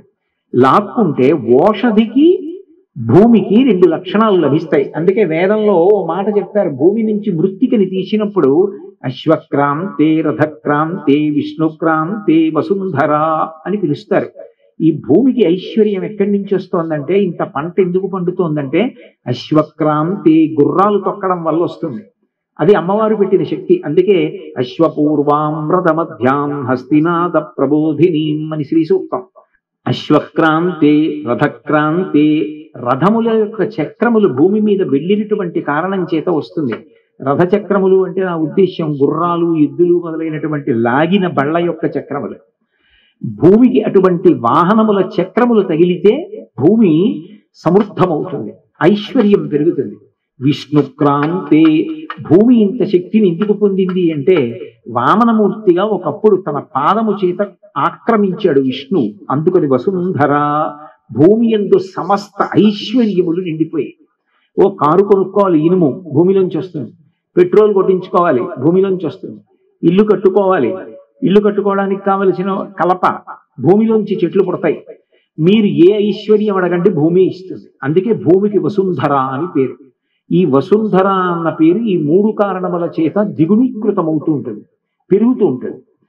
ఇప్పుడు ఆ కుంభాన్ని పగలగొట్టినప్పుడు అమృతంలో తడిసినటువంటి ఓషధులు భూమి మీద పడతాయి. అందుకే ఓషధి అని పిలుస్తారు. ఓషధి అన్న మాటకు అర్థం ఏంటంటే, మీరు 10 బస్తాల బియ్యం తినేసి ఒక చారుడు ధాన్యం మాత్రం దాచుకొని మళ్ళీ వర్షం పడే సమయంలో ఈ చారుడు ధాన్యాన్ని భూమిలో వేస్తే ఒక్కొక్క గింజలోంచి ఒక్కొక్క మొక్క వచ్చి ఒక్కొక్క మొక్కకి 10 కంకులు పుట్టి 10 కంకుల్లోంచి బస్తాడు బియ్యం వస్తాయి. ఒక గింజలోంచి మళ్ళీ ద్విగుణీకృతంగా దిగుళంగా బహుళంగా ఇవ్వగలిగిన శక్తి దాచబడితే దాన్ని ఓషధి అంటారు. ఓషధి తత్వం ఎందుకు వచ్చింది అంటే, మొదట ఈ గింజలు అమృతంలో తడిశాయి.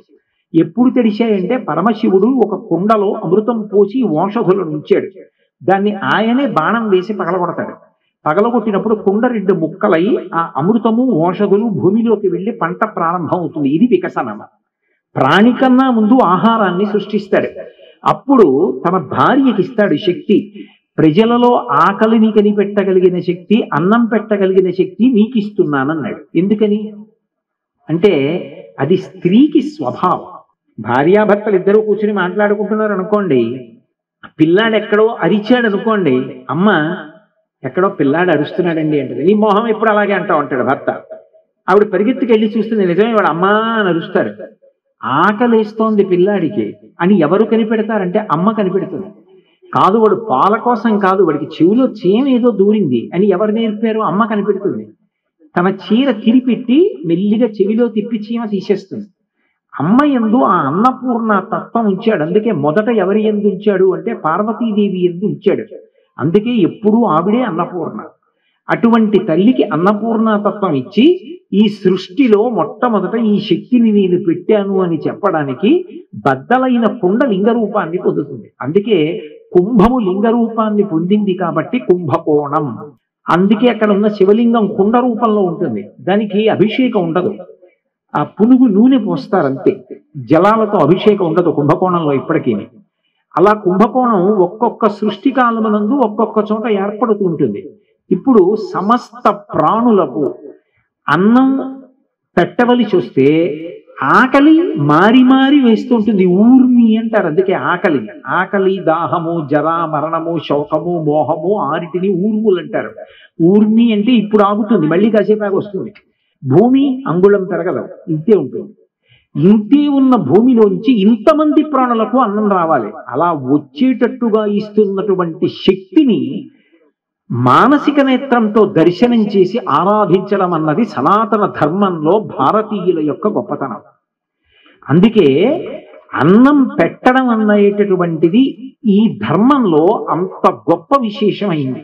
ఆ అమ్మ మనుష్యులకు కాదు, అందరికీ అన్నం పెడుతుంది. ఈ అన్నం పెట్టడంలో మీరు ఒక విషయాన్ని గమనించాలి. యోగ్యత అయోగ్యత ఏ ఇతర కారణములకు చూడదు, అది అమ్మ లక్షణం. ఐఏఎస్ అయిన కొడుక్కి అన్నం పెడుతుంది. దొంగతనాలు చేసే కొడుకు రాత్రి 11ంటికి గోడ దూకొచ్చి అమ్మ పోలీసులు వచ్చేసే లోపల అన్నం పెట్టన్నా ఏడుస్తూ అన్నం పెడుతుంది, ఇలాంటి వాడి అయిపోయేవరా అని. అంతేకాని అన్నం పెట్టనందవు. అందుకే అన్నం పెట్టేటప్పుడు మాత్రం ఆమె పరమకారుణ్యంతో ఉంటుంది. నేను పెట్టడమా పెట్టకపోవడమా చూడదు. అందుకే మీరు ఎప్పుడైనా చూడండి, మిగిలిన తత్వాలలో మీ ఉపాసనని బట్టి ఫలితం. అన్నపూర్ణ 4 చేతులతో ఉంటుంది ఎప్పుడు. ఒకటి వరముద్ర, ఒకటి అభయముద్ర. అభయముద్ర అంటే నువ్వు భయపడకు, నేనున్నాను. వరత్రా సత్రాణ అంటారు శంకరాచార్యులు వారు. వర అంటే నేనున్నాను, నిన్ను రక్షిస్తాను, నీ కోరికలు తీరుస్తాను. ఒక చేతిలో అమృతమయమైనటువంటి పాయసాన్ని పట్టుకుంటుంది, ఒక చేతిలో గరిటె పట్టుకుంటుంది. ఈ గరిటె ఇలా పెట్టి తీయవలసిన అవసరం లేదు, అందులో పాయసం ఉంటుంది. మీరు వెళ్ళడమే తర్వాయి, మీరు ఇలా అనాలంతే. మీరు ఇలా అంటే ఆవిడ పెట్టడానికి సిద్ధంగా ఉంటుంది. ఎవరు వీడు ఎందుకు పెట్టాలి అని ఆలోచించదు. అది అన్నపూర్ణాతత్వం. అన్నపూర్ణాతత్వంలో యోగ్యత అయోగ్యత చూడదు. అందుకే అన్నపూర్ణమ్మ దేవాలయం కడితే ఒక నియమం ఉంటుంది, అయోగ్యులకు అన్నం పెట్టాలి. మీరు నైవేద్యం పెట్టి గంట కొడితే వచ్చి అన్నం తినేవాళ్ళు ఉంటారు, కానీ అది పూర్ణత్వం కాదు. పూర్ణ అన్న మాటకు అర్థం ఏంటో తెలుసా? అయోగ్యుడు అన్నం తినాలి. అయోగ్యుడు అంటే ఎవరు? ఎవరు 10 మందిలో వచ్చి అన్నం తినలేడో వాడు. ఎవడు వాడు అంటే ధర్మం తప్పినవాడు. ధర్మం తప్పాడు కాబట్టి, నేరం చేశాడు కాబట్టి 10 మందితో పాటు వచ్చి అన్నం తినలేడు. ఆయన అలా కూర్చున్నాడు అనుకోండి, అయ్య బాబాయ్ పేపర్లలో ఫోటోలు చూసాం, ఈయన కోసమే పోలీసులు వెతుకుతున్నారు, ఈయన ఎక్కడున్నాడో జాడ చెప్తే 50 లక్షలు ఇస్తారు అన్నారు అనుకోండి, ఆయన 10 మందిలో వచ్చి అన్నం ఎలా తింటాడో? ఆకలితో చచ్చిపోతాడు తప్ప రాలేడు.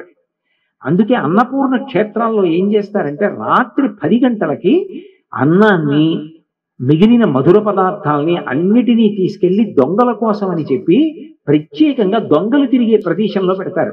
ఏమిటండి మీరు చెప్పేలా ఎక్కడైనా ఉందా అని అడుగుతారేమో. కేరళలో మీరు నేను అబద్ధం చెప్పాను అనుకుంటే వెళ్ళి చూడండి, చెరుక్కన్నవనం క్షేత్రం ఉంది. ఆ క్షేత్రంలో అన్నపూర్ణమ్మ దేవాలయం ఉంది. ఇప్పటికీ రాత్రి 10 గంటలకు ఏం చేస్తారంటే, పొద్దుటి నుంచి ఎన్ని పదార్థాలు పెట్టారో అన్ని పదార్థాలు గుండిగలతో పట్టుకెళ్ళి అరణ్య మార్గంలో దొంగల కోసం పెడతారు. ఎవరు వెళ్ళరు అక్కడికి, అది కనీస మర్యాద. అక్కడ పట్టుకోకూడదని వదిలిపెట్టేస్తారు. దొంగలందరూ రాత్రి అక్కడ అన్నం తింటారు. అన్నం లేని వాళ్ళు అక్కడికి వచ్చి తింటారు, అక్కడ పట్టుకోకూడదని వదిలిపెట్టేస్తారు. దొంగలందరూ రాత్రి అక్కడ అన్నం తింటారు, అన్నం లేని వాళ్ళు అక్కడికి వచ్చి తింటారు. అంటే అన్నపూర్ణమ్మ ప్రసాదం పెట్టడంలో అధికారము అనధికారము ఈ 2 భేదాలు ఉండవు. ఈ 2 భేదాలు లేకుండా పెట్టేస్తుంది. మిగిలిన ఎక్కడైనా అధికార భేదం ఉండే అవకాశం ఉంది. ఏదో కొన్ని చోట్ల ఉన్నాయనుకోండి, ఇప్పటి వరకు ఋత్విక్కులుగా ఎవరున్నారో ఋత్విక్కులు ఇక్కడ భోజనం చేస్తారు, ఏదో ఒక అధికారం ఉన్న వాళ్ళు ఇక్కడ భోజనం చేస్తారు, ఏదో మిగిలిన వాళ్ళందరూ ఇక్కడ భోజనం చేస్తారు అని కొంత సంప్రదాయంలో తేడాలు ఉండొచ్చు. కానీ అన్నపూర్ణమ్మ క్షేత్రంలో అది ఉండదు. ఎందుకంటే పరమకారుణ్యం, అన్నం పెట్టడం ఒక్కటే ఆ తల్లికి తెలుసు. అందుకే అన్నపూర్ణమ్మ అంటే చాలా మంది ఏమనుకుంటారంటే అన్నం ఒకటే పెడుతుంది అనుకుంటారు. కాదు, అన్నపూర్ణమ్మ అది దాటి 2 మెట్లు ఎక్కిస్తుంది. 2వ మెట్టు ఏమిటి అంటే వాంఛితార్థ ప్రదాయిని. మీరు ఏ ముఖ్యమైన కోరిక తీరక బాధపడుతున్నారో అది తీరేటట్టు చేస్తుంది. ఎప్పుడు? వాంఛితార్థ ప్రదాయిని అన్న మాటకు అర్థం ఏమిటంటే అది మీకు అవసరమైతే అని అర్థం. అది నాకు అవసరమా కాదా నేను ఆలోచించను. నేను అమెరికా అధ్యక్షుడిని అయితే బాగుండు అని ఉంటుంది మనసులో. ఎందుకు అమెరికా అధ్యక్ష పదవి? ఇలా 4 ఉపన్యాసాలు చెప్పు, బతికితే సరిపోదా? భక్తియా? ఓ పిచ్చ కోరిక పుడుతుంది, అమెరికా అధ్యక్షుడిని అయితే బాగుండని. కానీ ఒరే అబ్బాయి, ఇది నీకు మంచిది కాదురా అనుకుంది అనుకోండి, ఆవిడ ఇవ్వదు. ఇది నీకు మంచిది అని ఆవిడ అందనుకోండి, మీరు కోరారా కోరలేదా లేకుండా తీరుస్తుంది. ఒక్కొక్కసారి అది కోరిక, అవసరం. కోరిక, అవసరము, ఈ మాటలు మీరు జాగ్రత్తగా పట్టుకోవాలి. ఓ ఆడపిల్ల ఉంది, పెళ్ళి అవ్వలేదు, పెళ్ళైతే బాగుండు అనుకుంది, తప్ప అనుకోదు. ఆడపిల్లడు మగపిల్లడు అనుకోడు. పెళ్ళి అవ్వాలి, నేను గృహస్థాశ్రమంలోకి వెళ్ళాలి, నేను సంతోషంగా ఉండాలనుకోడు. ఆ కోరిక అవసరము. కానీ ఇప్పుడు ఆ అవసరం తీరకపోవడమే దుఃఖము. పెళ్ళి అవ్వట్లేదు అనుకోండి, ఎంతకాలానికి ఆ పిల్ల బాధపడుతుంది, తల్లిదండ్రులు బాధపడతారు. నేను ఒక్కొక్కసారి దెబ్బలాడుతూ ఉంటాను. గభాల పిల్లని తీసుకొచ్చి, ఈ పిల్లకి 25 ఏళ్ళు దాటిపోయాయండి, ఈ పిల్ల ఈడు వాళ్ళందరికీ అయిపోయాయి, ఈ పిల్లకే అవ్వలేదండి, బెంగగా ఉంది అని తండ్రి కళ్ళు తుడుచుకున్నాడు అనుకోండి, ఆ పిల్ల కళ్ళంట బొటబొట పడిపోతుంది ధార. ఎంత చీకాకు పడుతుంటానో అలా ఎవరైనా నా దగ్గరికి తీసుకొస్తే. బుద్ధి ఉందా లేదా? ఎందుకు తీసుకొస్తారు? పిల్లని తీసుకొచ్చి అలా మాట్లాడతారేంటి? ఆ పిల్ల ఎంత బెంగెట్టుకుంటుంది? పిల్లని బయట పెట్టి మీరు వచ్చి మాట్లాడండి. లేదు, పిల్లని తీసుకొస్తే ఇన్నేళ్ళు వచ్చాయండి, పాపకు పెళ్ళవాలి అంతే చెప్పండి. దీని ఈడు వాళ్ళకి అయిపోయి ఇంకా దీనికి అవ్వలేదు, బెంగెట్టుకున్నాం. ఆ పిల్ల ఎంత ఏడుస్తుంది? దానికి అన్నం సహిస్తుందా? ఏం మాట్లాడి అలా మాట్లాడద్దు అంటుంటాను. అంటే నేనన్నానని గొప్పకి నేను చెప్పట్లేదు. ఒక కోరిక, అది అవసరం, అది తీరలేదు, ఏడుస్తున్నావు. కారణం, గత జన్మలో పాపం నీకు అడ్డొచ్చి ఇప్పుడు ఏడిపిస్తుంది. ఇప్పుడు ఈ పాపం ఎవరు తీసేయగలరో? భగవతి తీయగలరు. ఎందుకని? ఆవిడ పరబ్రహ్మస్వరూపిణి. ఆవిడ పాపాన్ని తీసేస్తుంది అనడానికి గుర్తు. మిగిలిన చోట్లయితే మీరు ఏదో ఒక కర్మ చెయ్యాలి, ఓ పుణ్యం చేయడమో, ఆవిడ్ని ప్రార్థించడమో, ఏదైనా. అన్నపూర్ణమ్మకున్న లక్షణం ఏంటో తెలుసా? శరీరం ఒక్కటే చూడదు. మీ శరీరం పడుతున్న బాధ అన్నం కోసం, మనసు పడుతున్న బాధ అవసరం కోసం. మనసు పడుతున్న బాధ ఏ అవసరం తీరక పడుతున్నారో చూసి ఆ అవసరం తీరేటట్టుగా పాయసాన్నం పెడుతుంది. ఇప్పుడు ఈ పాయసాన్నం ఉదర పోషణ ఒకటే చెయ్యదు, మనసుని కూడా పోషిస్తుంది. అంటే దుఃఖం కూడా పోతుంది. అందుకే మీరు చూడండి, భ్రమరాంబ మీద ఒక శ్లోకం చెప్తారు. ఉభౌ దల్వీ కుంభౌ మణిగణక సంభావిత గుణౌ దధానా పాణిభ్యాం అమృతరస మృష్ణాన్న కలితౌ కళాఢ్యా కళ్యాణీ కలిత సదనా శ్రీగిరసి శిరసస్య సౌ భ్రామర్యంబా రచయితుమధిష్టార్థ విభవం. ఇష్టార్థములను ఇస్తుంది. అంటే ఏ కోరిక తీరక, ఏ అవసరం తీరక మనం ఏడుస్తున్నామో, పాపం వీడు గత జన్మలో చేసిన పాపం అడ్డొచ్చి ఏడుస్తున్నాడు రాయిలాగా. వీడి అవసరం తీరలేదు. ఉదయ్ నీ పాపాన్ని ఇక్కడతో పోగొట్టేశాలే, ఇదిగో ఈ ప్రసాదం తిను, దగ్ధమైపోయింది నీ పాపం, అనుగ్రహిస్తున్నాను, నీ కోరిక తీరుతుంది. కానీ ఇక పైన అటువంటి పాపాలు చేయకు. బాధపడడం ఎంత కష్టంగా ఉంటుందో అర్థమైంది కదూ, వద్దు అలా చేయకు అని మంచి బుద్ధినిస్తుంది. అందుకే వరత్రాసత్రాణ, వర అంటే వరాలిస్తుంది, త్రాస అంటే భయం, త్రాణ అంటే భయాన్ని తొలగించడం, అభయహస్తంతో ఉంటుంది. ఈ 2 చేతులు ఉండి, ఒక చేతిలో బంగారు పాత్రలో పాయసం పట్టుకుంటుంది, ఒక చేతిలో గరిటె పట్టుకుంటుంది, మణిగణఖచితమైన తెడ్డు. దానితో శరీర పోషణతో పాటు మనసుని కూడా పోషిస్తుంది. ఇంతేనా జీవితం అంటే? అవసరాలు ఏమున్నాయో తీరడం, కడుపు తినడం, అందుకోసం ఆ మనుష్య జన్మ కాదు. అందుకే శంకర భగవత్పాదులు అన్నపూర్ణమ్మ దగ్గరికి వెడితే ఒక మాట అడిగారు. ఆయన ఏమన్నారంటే, అమ్మా, జ్ఞాన వైరాగ్య సిద్ధ్యర్థం భిక్షాం దేహి చ పార్వతి. వారు సన్యాసాశ్రమంలో ఉన్నారు, భిక్ష అడగాలి. అమ్మా, నేను భిక్ష అడుగుతున్నాను, ఏం పెడతావో తెలుసా?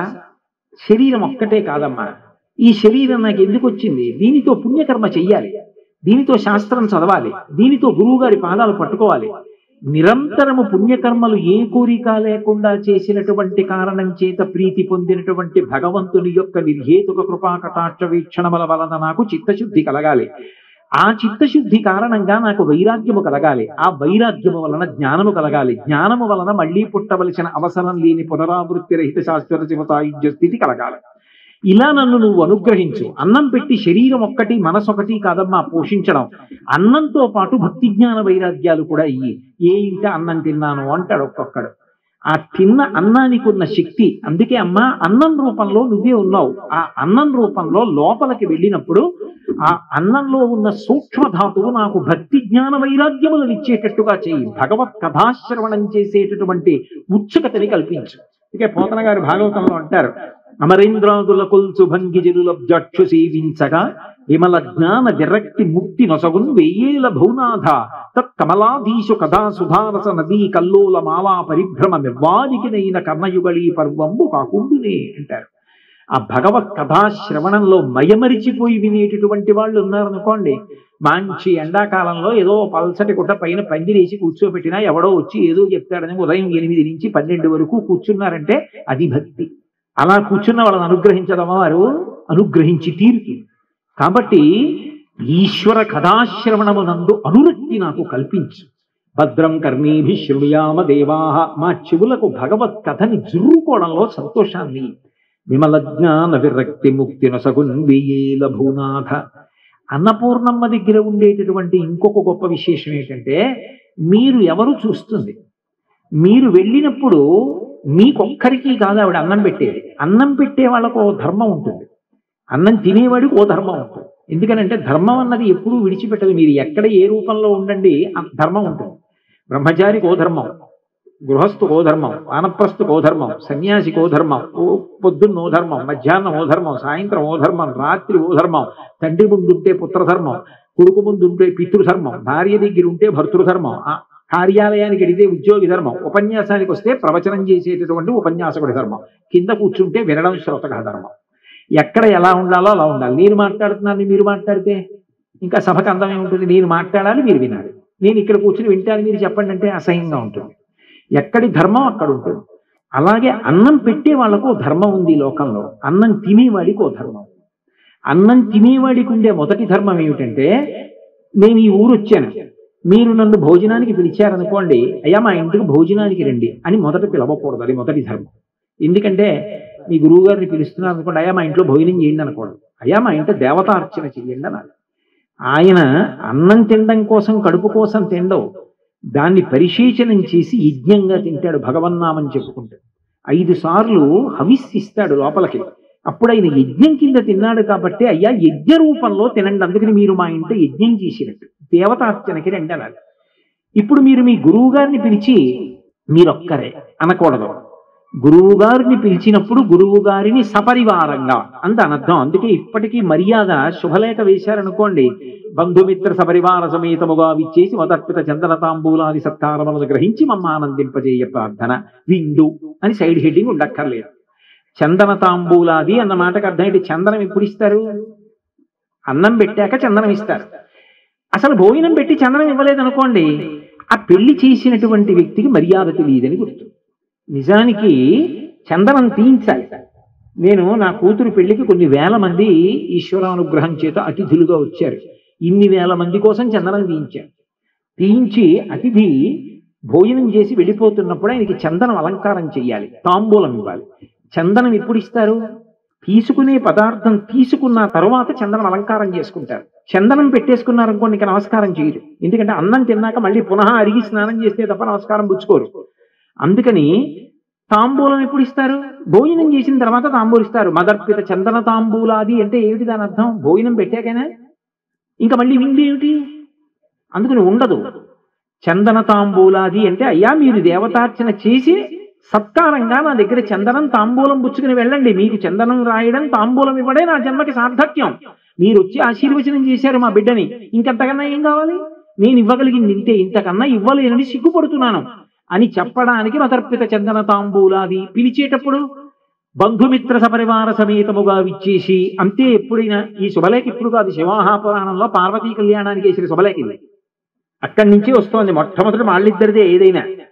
ఎందుకని అంటే హిమవంతుడు శుభలేఖ వేసినప్పుడు ఇలాగే వేసి పంపించాడు. ఎవరికి పంపిస్తాడు?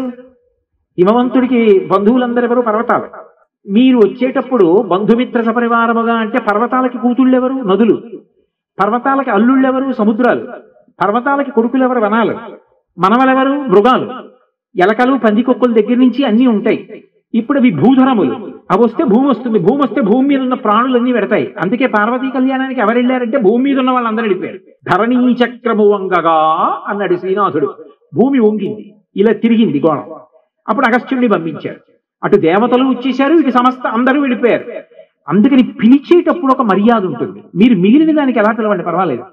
అయ్యా మా ఇంటికి వచ్చి కాసేపు ఏదో మంచి మాటలు 4 చెప్పెడుగురు అన్నారు అనుకోండి, ఒక్కడినే పిలవండి, తప్పులేదు.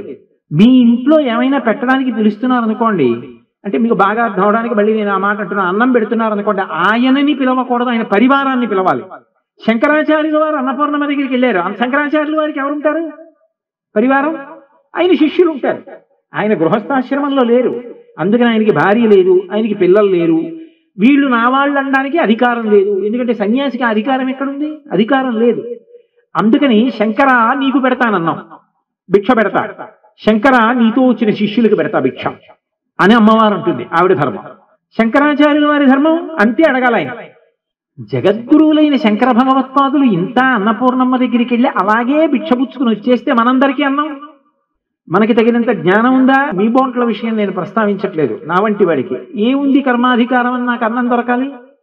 అందుకే శంకరాచార్యులు వారు ఏం చేశారంటే ఒక చమత్కారం చేశారు అన్నపూర్ణాష్టకంలో. ఆయన అన్నారు, మాతాచ పార్వతీదేవి పితాదేవో మహేశ్వర. అమ్మ, నాకు అమ్మ ఉంది. అమ్మ లేకపోవడం ఏమిటి? సన్యాసాశ్రమంలో ఉంటే మాత్రం పూర్వాశ్రమంలో అమ్మ లేదు. అలా నాకు అమ్మ ఉంది పార్వతీదేవి, నాకు నాన్నగారు ఉన్నారు పరమశివుడు. సన్యాసి లౌకికంగా పూర్వాశ్రమంలో తల్లిదండ్రులను అదే పనిగా తెలుసుకోకూడదు, కానీ భగవంతుణ్ణి భగవతిని తల్లిదండ్రులని చెప్పడం దోషం లేదు. కాబట్టి మీరిద్దరూ మా అమ్మ నాన్న. అప్పుడు నా కుటుంబం ఎవరు? బాంధవా శివభక్తాశ్చ, భగవత్ బంధువులందరూ నా భక్తులే. స్వదేశో భువనత్రయం, ఈ 3 లోకాలు మా ఇల్లు. సన్యాసికి ఒక ఇల్లు ఏముంటుంది? అది 3 లోకాలు మా ఇల్లు, మీరు మా తల్లిదండ్రులు.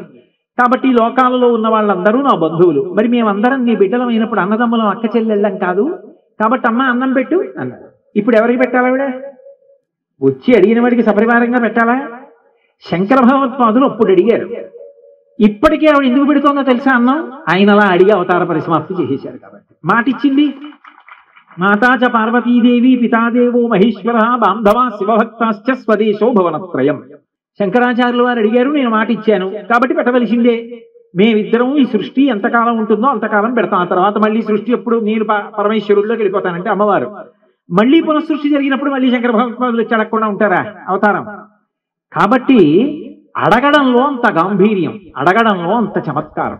అందుకే అన్నపూర్ణాష్టకం చదువుకోవడం అంటే అద్భుతం. అసలు దాని ప్రారంభ పాదం ఉందే శ్లోకంలో, అదొక్కటి చాలు నెల్లాళ్ళు చెప్పచ్చు. నిత్యానందకరీ వరాభయకరీ సౌందర్య రత్నాకరీ నిర్ధూత కిల ఘోర పాపనికరీ. ఘోర పావనకరీ కాదు, ఘోర పాపనికరీ ప్రత్యక్ష మాహేశ్వరీ ప్రాళేయాచల వంశ పావనకరీ కాశీపురాధీశ్వరీ భిక్షాం దేహి కృపావలంబనకరీ మాతా అన్నపూర్ణేశ్వరి. అసలు అబ్బబ్బబ్బా ఏమి అన్నపూర్ణాష్టకం అండి. కాశీపట్టణంలో మేము ఉన్న అన్ని రోజులు మధ్యాహ్నం వేళ అన్నపూర్ణాష్టకం చదివిన తర్వాతే అన్నం తింటుండేవాళ్ళం, కొన్ని వందల మంది యాత్రకెళ్ళి. ఆ అన్నపూర్ణాష్టకం అసలు భగవతి యొక్క కారుణ్యాన్ని, భగవతి యొక్క ప్రేమని చెప్తుంది. అందుకే మనిషి మనిషిగా బ్రతికి మనుష్య జన్మ యొక్క సార్థక్యాన్ని పొందాలి అంటే అందరికీ తప్పకుండా నోటికి వచ్చి తీరవలసిన అష్టకం అంటూ ఏదైనా ఉంటే అన్నపూర్ణాష్టకం. అందుకే శంకరాచార్యులు వారు అన్నం గురించి అడగలేదు అసలు ప్రారంభంలో. అసలు ఆవిడ పెట్టడానికి సిద్ధంగా కూర్చుంటే మళ్ళీ అన్నం పెట్టమ్మా ఏమిటి, అదో అవమానం తప్ప. అక్కడ ఉన్నదే అన్నసత్వం, మళ్ళీ వెళ్ళి ఆవిడ అన్నం పెడతారా ఇక్కడ అడగకూడదు. వాళ్ళు ఎప్పుడూ అన్నం పెట్టడానికి అక్కడ ఉన్నారు.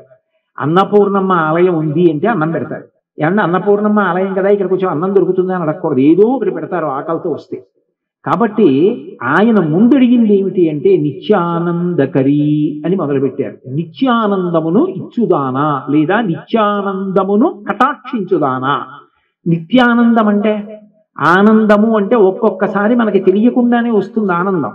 ఆనందం అంటే ఏముందండి, మనసు లేకుండా ఉంటే ఆనందం. నేను అన్న మాట మీరు బాగా పట్టుకున్నారా లేదో. మనస్సు కాసేపు నిద్రపోయింది అనుకోండి, అదే ఆనందం, అదే మోక్షం. అందుకే నిద్రపోతున్న వాడిని లేపకండిరా అంటారు. అది మోక్ష స్థితి, ఆ ధ్యాన స్థితి, ఆ సమాధి స్థితికి కారణం చెప్పకుండా లేపకూడదు. కారణం మన ఇష్టం వచ్చిన కారణం చెప్పకూడదు. రేపు స్కూల్కి వెళ్ళాలి లే, పరీక్షలు వస్తున్నాయి లే, లేకపోతే కూరగాయలు పట్టరావాలి లే అని లేపకూడదు. ఎవరిని నిద్ర లేపినా భగవత్ సంబంధం కారణం చెప్పి నిద్ర లేపాలి. అలా లేపకపోతే ఎవరు లేపాడో వాడికి మహాపాపం పడుతుంది. ఎందుకంటే వాడు సమాధి స్థితిలో ఉన్నాడు, భంగమైంది. ఇప్పుడు వాడి సమాధి భంగానికి వీడు కారణం అవుతాడు. అందుకే విశ్వామిత్రుడంతటి వాడు కూడా ఈ ధర్మాన్నే పాటించాడు. రాముడు మనుష్యుడిగా నిద్రపోతున్నాడు అనుకోండి, కౌసల్యా సుప్రజా రామ పూర్వా సంధ్యా ప్రవర్తతే. సూర్యోదయం అయిపోతోంది, రామ ఉత్తిష్ఠ నరశార్దూల కర్తవ్యం దైవమాంగికం. సంధ్యావందనం చెయ్యాలి. లే, భగవత్ సంబంధాన్ని కారణం చెప్పి నిద్ర లేపాలి తప్ప భగవత్ సంబంధం చెప్పకుండా నిద్ర లేపకూడదు. సమాధి అన్న మాటలో అర్థం ఏంటంటే ఇంద్రియములు ఉండవు. ఇంద్రియముల యొక్క శక్తి మనసులోకి వెళ్ళిపోతుంది. కంటికి చూసే శక్తి మనసు తీసేసుకుంటుంది, చెవికి వినే శక్తి మనసు పుచ్చేసుకుంటుంది, నాలుకకి రుచి చెప్పే శక్తి మనసు పుచ్చేసుకుంటుంది, చర్మానికి స్పర్శ శక్తి మనసు తీసేసుకుంటుంది, ముక్కుకి వాసన చూసే శక్తి మనసు పుచ్చేసుకుంటుంది. నిద్రపోతున్న వాడి దగ్గరికి తీసుకెళ్లి నాలుక మీద లడ్డు ముక్క పెట్టారనుకోండి, వాడికి తెలియదు. ఎంతో ప్రీతి కలిగిన వాడు ముట్టుకున్నాడు అనుకోండి, తెలియదు. ఎందుకంటే ఆ ఇంద్రియ శక్తులు మనసు పుచ్చుకుంది. కానీ మనసు ఇంకా తెలివిగా ఉంటుంది. ఎందుకంటే సృష్టి శక్తిని చెప్పడానికి అమ్మవారు స్వప్నాన్ని సృష్టించింది. మనసు తెలివిగా ఉండి ఇంకా ఆత్మలోకి వెళ్ళనప్పుడు ఏం చేస్తుందంటే తనకి భయకారకము కానీ సుఖకారకము కానీ ఏది ఉందో దాన్ని సృష్టించుకుంటుంది. వాడికి కుక్క అంటే భయం, ఆ భయం ఉండిపోయింది. అందుకు కుక్క తన వెంట పడినట్టు తాను పరిగెడుతున్నట్టు సృష్టించి భయపడతాడు. తెలివి వస్తే మనసు మళ్ళీ ఇంద్రియాలతో లేచిపోతుంది భయం. లేదు, తను కాశీ వెళ్ళాలనుకున్నాడు, వెళ్ళలేదు, కాశీ వెళ్ళినట్టు కలకంటుంది, కాశీని సృష్టిస్తుంది. అంటే ఇంకా మనసు తెలివిగా ఉంది. మనసు ఇంద్రియ శక్తుల్ని పట్టుకుని ఆత్మలోకి వెళ్ళిపోయింది అనుకోండి, ఇక కల కూడా లేదు, గాఢ నిద్ర. అందుకే మీరు ఎప్పుడైనా ఎవరి దగ్గరికైనా వెళ్ళి బాగా గాఢ నిద్రపోయిన వాడిని ఎలా ఉందని అడిగారు అనుకోండి, అబ్బా ఎంత హాయిగా నిద్రపోయాను అండి, సుఖంగా నిద్రపోయానండి అంటాడు.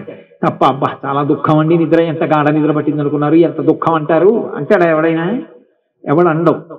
ఎంత సంతోషం, ఎంత హాయిగా నిద్రపోయానండి అంటాం. కాబట్టి మనస్సు తెలివిగా ఉండకపోతే అది సమాధి, అదే సుఖము, అదే ఆనందము. సుషుప్తి యందు మనకి మనసు లేదని తెలుసుకునే అవకాశం లేదు. అందుకే అది జ్ఞానంతో కూడుకున్న ఆనందం కాదు.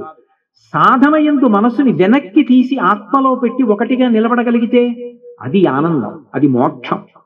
ఆ నిత్యానందకరి ఏదో రాత్రి నిద్రపోతున్నప్పుడు ఎప్పుడో కాసేపు సుషుప్తిలో ఆనందం కాదు, ఎప్పుడూ అలా ఆత్మగా అనుభవంలో నిలబడేటట్టుగా చెయ్యగలగడానికి కావలసినటువంటి భక్తితో కూడినటువంటి కర్మాచరణమునిచ్చి, భక్తితో కూడిన కర్మాచరణమును నువ్వు చేశావనేటటువంటి కర్తృత్వమును నాయందు ప్రవేశపెట్టి నేను చేశానన్న భావన చేత నువ్వు ప్రీతి పొంది, నువ్వు ప్రీతి పొందావు కనుక నాకు చిత్తశుద్ధినిచ్చి, చిత్తశుద్ధి వలన పాత్రతనిచ్చి, పాత్రత వలన జ్ఞాన వైరాగ్యములనిచ్చి, జ్ఞాన వైరాగ్యముల వలన మోక్షమునిచ్చి, ఇక్కడే ఇప్పుడే ఈ క్షణంలో శరీరంతో ఉన్న అద్వైతానుభూతి యందు నిలబెట్టగలిగినటువంటి కదలికలకు అధిష్టానమైన ఓ పరదేవత అన్నము చేత శరీరమును పోషించడం కాదు, ఆ శరీరము ఆనందమును నిత్యముగా పొందడానికి కావలసిన యోగ్యతని కటాక్షింపచేయుదువుగాక. ఆ శక్తిని ఎందున్నది. ఇది అన్నపూర్ణమ్మ యొక్క సంకీర్తనంగా నిత్యానందకరి వరాభయకరి. పైనుంచి కిందకు వస్తున్నారు శంకరాచార్యులు. అది ఇవ్వగలిగిన తల్లి ఏది ఇవ్వలేదు. అందుకని కామకోటి, మోక్షము కామము చిట్ట చివరి కోరిక, హద్దు అది దాటి ఇంకేముంది, ఇస్తా రా. అటువంటి తల్లి నిత్యానందకరి వరాభయకరి, ఏ వరమునైనా ఇస్తుంది. ఆవిడ ఇవ్వలేంది లేదు. ఇందాక నేను మీకు చెప్పే కదా, అది అవసరమైతే అడగక్కర్లేదు ఆవిడ దగ్గర. అడిగితే పెడితే అమ్మ ఎందుకయిందండి? అడిగితే పెడితే అమ్మ కాదు, ఆకలి ఎరిగి పెడితే అమ్మ. అమ్మ అని ఎందుకంటారంటే అమ్మకి ఏం తెలుసు అంటే పెట్టడం ఒకటే కాదు, మన ఆకలి తెలుసుకోవడం కూడా. ఇప్పుడంటే నాకు వయసు వచ్చింది, అమ్మ అన్నం పెట్టమ్మా అనగలను. అమ్మ ఇవాళ ఆకలి లేదమ్మా, కసిని పాలు ఇచ్చేస్తే చాలు, కసిని తాగి పడుకుంటానమ్మా వెళ్ళి అంటాను. నా పసితనంలో మలమూత్రంబులతో, మహాభయముతో, మాతృస్థనాపేక్షతో, చలమూర్ఖత్వముతో, జరాభయముతో, రకరకాలైనటువంటి వికారాలతో చంటితనంలో నేను ఏడుస్తూ పడుకుని, అసలు కడుపు నిండా పాలు ఉన్నా కూడా జీర్ణమవక ఆ కడుపులో పోట్లొచ్చి నేను ఏడుస్తుంటే వీడికి ఆకలైపోతోందని అమ్మ అదే పనిగా పాలు పట్టేదు. ఆ ఏడుపు చూసి ఏడుపుని బట్టి గ్రహిస్తుంది వీడికి జీర్ణం అవలేదు, కడుపు నొప్పిగా ఉన్నట్టుందని. కాస్త తమలపాకు ఒకటి వెచ్చ చేసి గోరువెచ్చటి ఆమదంలో పెట్టి పొట్ట మీద వేసి పొట్ట ఒత్తి జీర్ణం అవ్వడానికి తాను సైంధవ లవణంతో కూడుకున్నటువంటి అన్నం తిని ఆ పాలిస్తుంది. అమ్మలోంచి ఆ పాలు వెళ్ళిన కారణం చేత మందగించిన జీర్ణశక్తి మళ్ళీ పనిచేస్తే నేను మళ్ళీ పాలు తాగగలిగాను. అందుకు కాదు బతికి బట్ట కట్టి ఇప్పుడు వచ్చి మీ ముందు ప్రవచనం చేశా. అన్నం ఒకటే పెట్టిందా? నా ఆకలిని తెలుసుకుని నా ఆకలికి ప్రతిబంధకాన్ని కూడా తెలుసుకుని తొలగించిందా? తెలుసుకోవడం ఆవిడ శక్తి అయినప్పుడు నీ అవసరం ఏదో ఆవిడికి తెలీదా? నువ్వు చెప్పాలా అక్కడికి వెళ్ళి? అక్కర్లా. అందుకే నీ అవసరాన్ని చెప్పవలసిన అవసరం లేని ప్రదేశం ఏదైనా ఉంటే అది ఒక్క అన్నపూర్ణమ్మ దేవాలయం. సమాధి అన్న మాటలో అర్థం ఏంటంటే ఇంద్రియములు ఉండవు. ఇంద్రియముల యొక్క శక్తి మనసులోకి వెళ్ళిపోతుంది. కంటికి చూసే శక్తి మనసు తీసేసుకుంటుంది, చెవికి వినే శక్తి మనసు పుచ్చేసుకుంటుంది, నాలుకకి రుచి చెప్పే శక్తి మనసు పుచ్చేసుకుంటుంది, చర్మానికి స్పర్శ శక్తి మనసు తీసేసుకుంటుంది, ముక్కుకి వాసన చూసే శక్తి మనసు పుచ్చేసుకుంటుంది. నిద్రపోతున్న వాడి దగ్గరికి తీసుకెళ్లి నాలుక మీద లడ్డు ముక్క పెట్టారనుకోండి, వాడికి తెలియదు. ఎంతో ప్రీతి కలిగిన వాడు ముట్టుకున్నాడు అనుకోండి, తెలియదు. ఎందుకంటే ఆ ఇంద్రియ శక్తులు మనసు పుచ్చుకుంది. కానీ మనసు ఇంకా తెలివిగా ఉంటుంది. ఎందుకంటే సృష్టి శక్తిని చెప్పడానికి అమ్మవారు స్వప్నాన్ని సృష్టించింది. మనసు తెలివిగా ఉండి ఇంకా ఆత్మలోకి వెళ్ళనప్పుడు ఏం చేస్తుందంటే తనకి భయకారకము కానీ సుఖకారకము కానీ ఏది ఉందో దాన్ని సృష్టించుకుంటుంది. వాడికి కుక్క అంటే భయం, ఆ భయం ఉండిపోయింది. అందుకు నువ్వు కుక్క తన వెంట పడినట్టు తాను పరిగెడుతున్నట్టు సృష్టించి భయపడతాడు. తెలివి వస్తే మనసు మళ్ళీ ఇంద్రియాలతో లేచిపోతుంది భయం. లేదు, తను కాశీ వెళ్ళాలనుకున్నాడు, వెళ్ళలేదు, కాశీ వెళ్ళినట్టు కలకంటుంది, కాశీని సృష్టిస్తుంది. అంటే ఇంకా మనసు తెలివిగా ఉంది.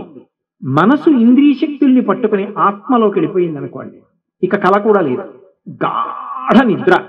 అందుకే మీరు ఎప్పుడైనా ఎవరి దగ్గరికైనా వెళ్ళి బాగా గాఢ నిద్రపోయిన వాడిని ఎలా ఉందని అడిగారు అనుకోండి, అబ్బా ఎంత హాయిగా నిద్రపోయానండి, సుఖంగా నిద్రపోయానండి అంటాడు. తప్ప అబ్బా చాలా దుఃఖం అండి నిద్ర, ఎంత గాఢ నిద్ర పట్టింది అనుకున్నారు, ఎంత దుఃఖం అంటారు అంటాడా ఎవడైనా? ఎవడు అండవు. ఎంత సంతోషం, ఎంత హాయిగా నిద్రపోయానండి అంటాం. కాబట్టి మనస్సు తెలివిగా ఉండకపోతే అది సమాధి, అదే సుఖము, అదే ఆనందము. సుషుప్తి యందు మనకి మనసు లేదని తెలుసుకునే అవకాశం లేదు. అందుకే అది జ్ఞానంతో కూడుకున్న ఆనందం కాదు. సాధన యందు మనసుని వెనక్కి తీసి ఆత్మలో పెట్టి ఒకటిగా నిలబడగలిగితే అది ఆనందం, అది మోక్షం. ఆ నిత్యానందకరి ఏదో రాత్రి నిద్రపోతున్నప్పుడు ఎప్పుడో కాసేపు సుషుప్తిలో ఆనందం కాదు, ఎప్పుడూ అలా ఆత్మగా అనుభవంలో నిలబడేటట్టుగా చెయ్యగలగడానికి కావలసినటువంటి భక్తితో కూడినటువంటి కర్మాచరణమునిచ్చి, భక్తితో కూడిన కర్మాచరణమును నువ్వు చేశావనేటటువంటి కర్తృత్వమును నాయందు ప్రవేశపెట్టి నేను చేశానన్న భావన చేత నువ్వు ప్రీతి పొందావు కనుక నాకు చిత్తశుద్ధినిచ్చి, చిత్తశుద్ధి వలన పాత్రతనిచ్చి, పాత్రత వలన జ్ఞాన వైరాగ్యములనిచ్చి, జ్ఞాన వైరాగ్యముల వలన మోక్షమునిచ్చి, ఇక్కడే ఇప్పుడే ఈ క్షణంలో శరీరంతో ఉన్న అద్వైతానుభూతి యందు నిలబెట్టగలిగినటువంటి కదలికలకు అధిష్టానమైన ఓ పరదేవత అన్నము చేత శరీరమును పోషించడం కాదు, ఆ శరీరము ఆనందమును నిత్యముగా పొందడానికి కావలసిన యోగ్యతని కటాక్షింపచేయుదువుగాక. ఆ శక్తిని ఎందున్నది. ఇది అన్నపూర్ణమ్మ యొక్క సంకీర్తనంగా నిత్యానందకరి వరాభయకరి. పైనుంచి కిందకు వస్తున్నారు శంకరాచార్యులు. అది ఇవ్వగలిగిన తల్లి ఏది ఇవ్వలేదు. అందుకని కామకోటి, మోక్షము కామము చిట్ట చివరి కోరిక, హద్దు అది దాటి ఇంకేముంది, ఇస్తా రా. అటువంటి తల్లి నిత్యానందకరి వరాభయకరి, ఏ వరమునైనా ఇస్తుంది. ఆవిడ ఇవ్వలేంది లేదు. ఇందాక నేను మీకు చెప్పే కదా, అది అవసరమైతే అడగక్కర్లేదు ఆవిడ దగ్గర. అడిగితే పెడితే అమ్మ ఎందుకు అయిందండి? అడిగితే పెడితే అమ్మ కాదు, ఆకలి ఎరిగి పెడితే అమ్మ. అమ్మ అని ఎందుకంటారంటే అమ్మకి ఏం తెలుసు అంటే పెట్టడం ఒకటే కాదు, మన ఆకలి తెలుసుకోవడం కూడా. ఇప్పుడంటే నాకు వయసు వచ్చింది, అమ్మ అన్నం పెట్టమ్మా అనగలను. అమ్మ ఇవాళ ఆకలి లేదమ్మా, కాసిన పాలు ఇచ్చేస్తే చాలు, కాసిన తాగి పడుకుంటానమ్మా వెళ్ళి అంటాను. నా పసితనంలో మలమూత్రంబులతో, మహాభయముతో, మాతృస్థనాపేక్షతో, చలమూర్ఖత్వముతో, జరాభయముతో, రకరకాలైనటువంటి వికారాలతో చంటితనంలో నేను ఏడుస్తూ పడుకుని, అసలు కడుపు నిండా పాలు ఉన్నా కూడా జీర్ణమవక ఆ కడుపులో పోట్లొచ్చి నేను ఏడుస్తుంటే వీడికి ఆకలైపోతోందని అమ్మ అదే పనిగా పాలు పట్టేదు. ఆ ఏడుపు చూసి ఏడుపుని బట్టి గ్రహిస్తుంది వీడికి జీర్ణం అవలేదు, కడుపు నొప్పిగా ఉన్నట్టుందని. కాస్త తమలపాకు ఒకటి వెచ్చ చేసి గోరువెచ్చటి ఆమదంలో పెట్టి పొట్ట మీద వేసి పొట్ట ఒత్తి జీర్ణం అవడానికి తాను సైంధవలవనంతో కూడుకున్నటువంటి అన్నం తిని ఆ పాలిస్తుంది. అమ్మలోంచి ఆ పాలు వెళ్ళిన కారణం చేత మందగించిన జీర్ణశక్తి మళ్ళీ పనిచేస్తే నేను మళ్ళీ పాలు తాగగలిగాను. అందుకు కాదు బతికి బట్ట కట్టి ఇప్పుడు వచ్చి మీ ముందు ప్రవచనం చేశా. అన్నం ఒకటే పెట్టిందా? నా ఆకలిని తెలుసుకుని నా ఆకలికి ప్రతిబంధకాన్ని కూడా తెలుసుకుని తొలగించిందా? తెలుసుకోవడం ఆవిడ శక్తి అయినప్పుడు నీ అవసరం ఏదో ఆవిడికి తెలీదా? నువ్వు చెప్పాలా అక్కడికి వెళ్ళి? అక్కర్లా. అందుకే నీ అవసరాన్ని చెప్పవలసిన అవసరం లేని ప్రదేశం ఏదైనా ఉంటే అది ఒక్క అన్నపూర్ణమ్మ దేవాలయం. అందుకే ఆవిడ దగ్గరికి వెడితే నీ అవసరాన్ని నువ్వు చెప్పక్కర్లా, ఆవిడ అనుగ్రహించేస్తుంది ప్రసాద రూపంలో. అది అన్నపూర్ణ ప్రసాదంగా తిన్నావు, ఇప్పుడు దానికి పరిష్కారం ఏమిటో 6వ వంతు మనస్సుగా మారి నీలోనే స్ఫురణకొచ్చేటట్టు చేస్తుంది. అందుకే నిత్యానందకరి వరాభయకరి సౌందర్య రత్నాకరి, సౌందర్యమునందు ఆమె రత్నాకరి. రత్నాకరి అంటే రత్నములను చేయగలిగినటువంటి సముద్ర స్వరూపమైనటువంటి తల్లి. అంటే ఆ లోతు ఇక చెప్పడం ఎవరికి అర్థం కాదు. సౌందర్య రత్నాకరి, సౌందర్య నిధి. అందుకే శివానంద లహరి అన్నారు, కానీ శంకరాచార్యుల వారు అంబానంద లహరి అనలేదు, సౌందర్య లహరి అన్నారు. సౌందర్యము అంటే అందము అని అనుకోకూడదు. అందము కాలమునందు క్షీణించిపోతుంది. ఎందుచేత అంటే మాపురుధన జన యవ్వన గర్వం హరతి నిమీషత్ కాల సర్వం మాయామయమిదమఖిలం హిత్వా బ్రహ్మపదం త్వం ప్రవిశ విదిత్వా అంటారు శంకర్లే భజగోవిందంలో. కాలము తినేస్తుంది అందాన్ని, శరీరము జర్జరీభూతమైపోతుంది, ముడతలు పడిపోతుంది. సౌందర్యము అన్న మాటకు అర్థం ఏమిటంటే నీకు ఏ వయస్సులోనైనా సరే అది తప్ప వేరొకటి అందంగా కనిపించకపోతే దానికి అందమని పిలుస్తారు. ఆ అందం ఎందుకు వస్తుంది అంటే రక్షణ శక్తి వల్ల వస్తుంది. ఇది నేను నా జీవితంలో ప్రత్యక్షంగా అనుభవించా. ఏదో తోచనమ్మ తోడుకోడలు పుట్టింటికి వెళ్ళింది అంటారే, అలా నేను ఒకప్పుడు R&Bలో ఆ రోడ్లు వేయించేటటువంటి ఇన్స్పెక్టర్ గారు ఒక ఆయన మా బంధువు ఉండేవాడు. ఆయన ఓ రోజు నన్ను ఏమంటే తారు రోడ్డు ఎలా వేస్తారో చూస్తారా అన్నాడు. నాకు ఎందుకు తారు రోడ్డు ఎలా వేస్తారో ఏమీ తోచక చూడటానికి వెళ్ళాను. అది ఎక్కడ అన్నవరంకి కత్తిపూడికి మధ్యలో రోడ్డు వేస్తున్నారు. మంచి ఎండాకాలం, తీరా వెళ్ళాక తెలిసి వచ్చింది ప్రారంభం ఎందుకు వచ్చినట్టు నేనని. ఆ రాళ్ళు పోసి తారు పోస్తుంటే ఆ వేడి తట్టుకోలేక మూల నించున్నా. నేను తెల్లబోయింది ఏమిటంటే ప్రసవమై గట్టిగా ఓ 20 రోజులు నెల్లాళ్ళలో అవుతుందేమో పాపం పిచ్చి తల్లి, రెక్కాడతే కానీ డొక్కాడనటువంటి తల్లి. ఆ తల్లి అక్కడ ఉన్నటువంటి ఓ చెట్టుకి చీర ఊయలగా వేసింది. వేసి ఆమె అంత కష్టపడేటటువంటి మనిషి ఒళ్ళు ఎలా ఉంటుందండి, చెమట పట్టేసి పాపం ఆమె ఐశ్వర్యవంతురాలు కాదు. ఐశ్వర్యవంతురాలు అయితే ఎందుకు వస్తుంది పనికి? ఆ ఎండలో వెళ్ళి ఆ తట్ట తల మీద పెట్టుకుని రాళ్లు పోస్తోంది. గంటకో గంటన్నరకో ఒకసారి వచ్చి ఆ ఉయ్యాల్లో ఉన్న బిడ్డని ఎత్తుకుని పాలిస్తోంది, లాలిస్తోంది, వెడుతోంది, పని చేస్తోంది. కానీ ఊయల వంకే చూస్తోంది. పాపడు ఏడుస్తున్నాడు అనుకోండి, గబగబా వచ్చి ఓసారి లాలించి మళ్ళీ పెడుతోంది. నేను గమనిస్తున్నాను, అయ్యో పాపం ఎంత కష్టం రా ఈవిడిది అని. ఇంతలో అటుగా ఎవరో కారులో వచ్చి దూరంగా కొంచెం అంత దూరంలో పెద్ద చెట్టు కింద ఏవో వాళ్ళు డబ్బాల్లో తెచ్చుకున్నవి తిన్నారు. అందులో ఒక ఆవిడ మంచి ఐశ్వర్యవంతురాల్లా ఉంది, బిరిసిపోతోంది, ఒంటి నిండా నగలు పెట్టుకుని పెద్ద పట్టు చీర కట్టుకుని. ఆవిడికి ఎందుకు పడిందో దృష్టి, ఆవిడికి బిడ్డలు లేరట, ఆవిడికి ఊయల మీద పడింది దృష్టి. అయ్యో ఎండ, ఆ పిల్లాన్ని అందులో పడుకోబెట్టారని ఆవిడ 10 అడుగులు వేసి నడిచి వచ్చింది. అక్కడికి వచ్చి ఆ ఉయ్యాల ఇలా తీసి చూసింది. పుట్టిన పిల్లాడు తెల్లగా ఉన్నాడు వాడు. ఆ పిల్లాన్ని ఎత్తుకుంది. ఈ తల్లి గబగబా వచ్చింది. వచ్చి ఎంతో సంతోషించింది, నవ్వుతూ, అంటే నాకు పిల్లలు లేరమ్మా, ఉయ్యాల్లో పిల్లాన్ని చూసి సంతోషం వేసి ఎత్తుకున్నాను. వాడికి ఎంత ఉంటుంది, నెల్లాళ్ళు ఉంటుంది. ఇంత ఆగర్భ శ్రీమంతురాలు ఈవిడ ఎత్తుకుంటే వాడు ఏడిచి అటు తిరిగి అమ్మ మీదకి దూకుతున్నాడు.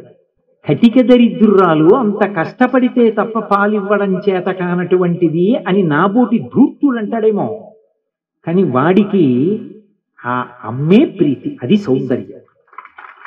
ఆవిడ అమ్మ, వాడికి అంతే తెలుసు. అమ్మ అంటే సౌందర్యము అన్న మాటకు అర్థం ఏమిటో తెలుసా?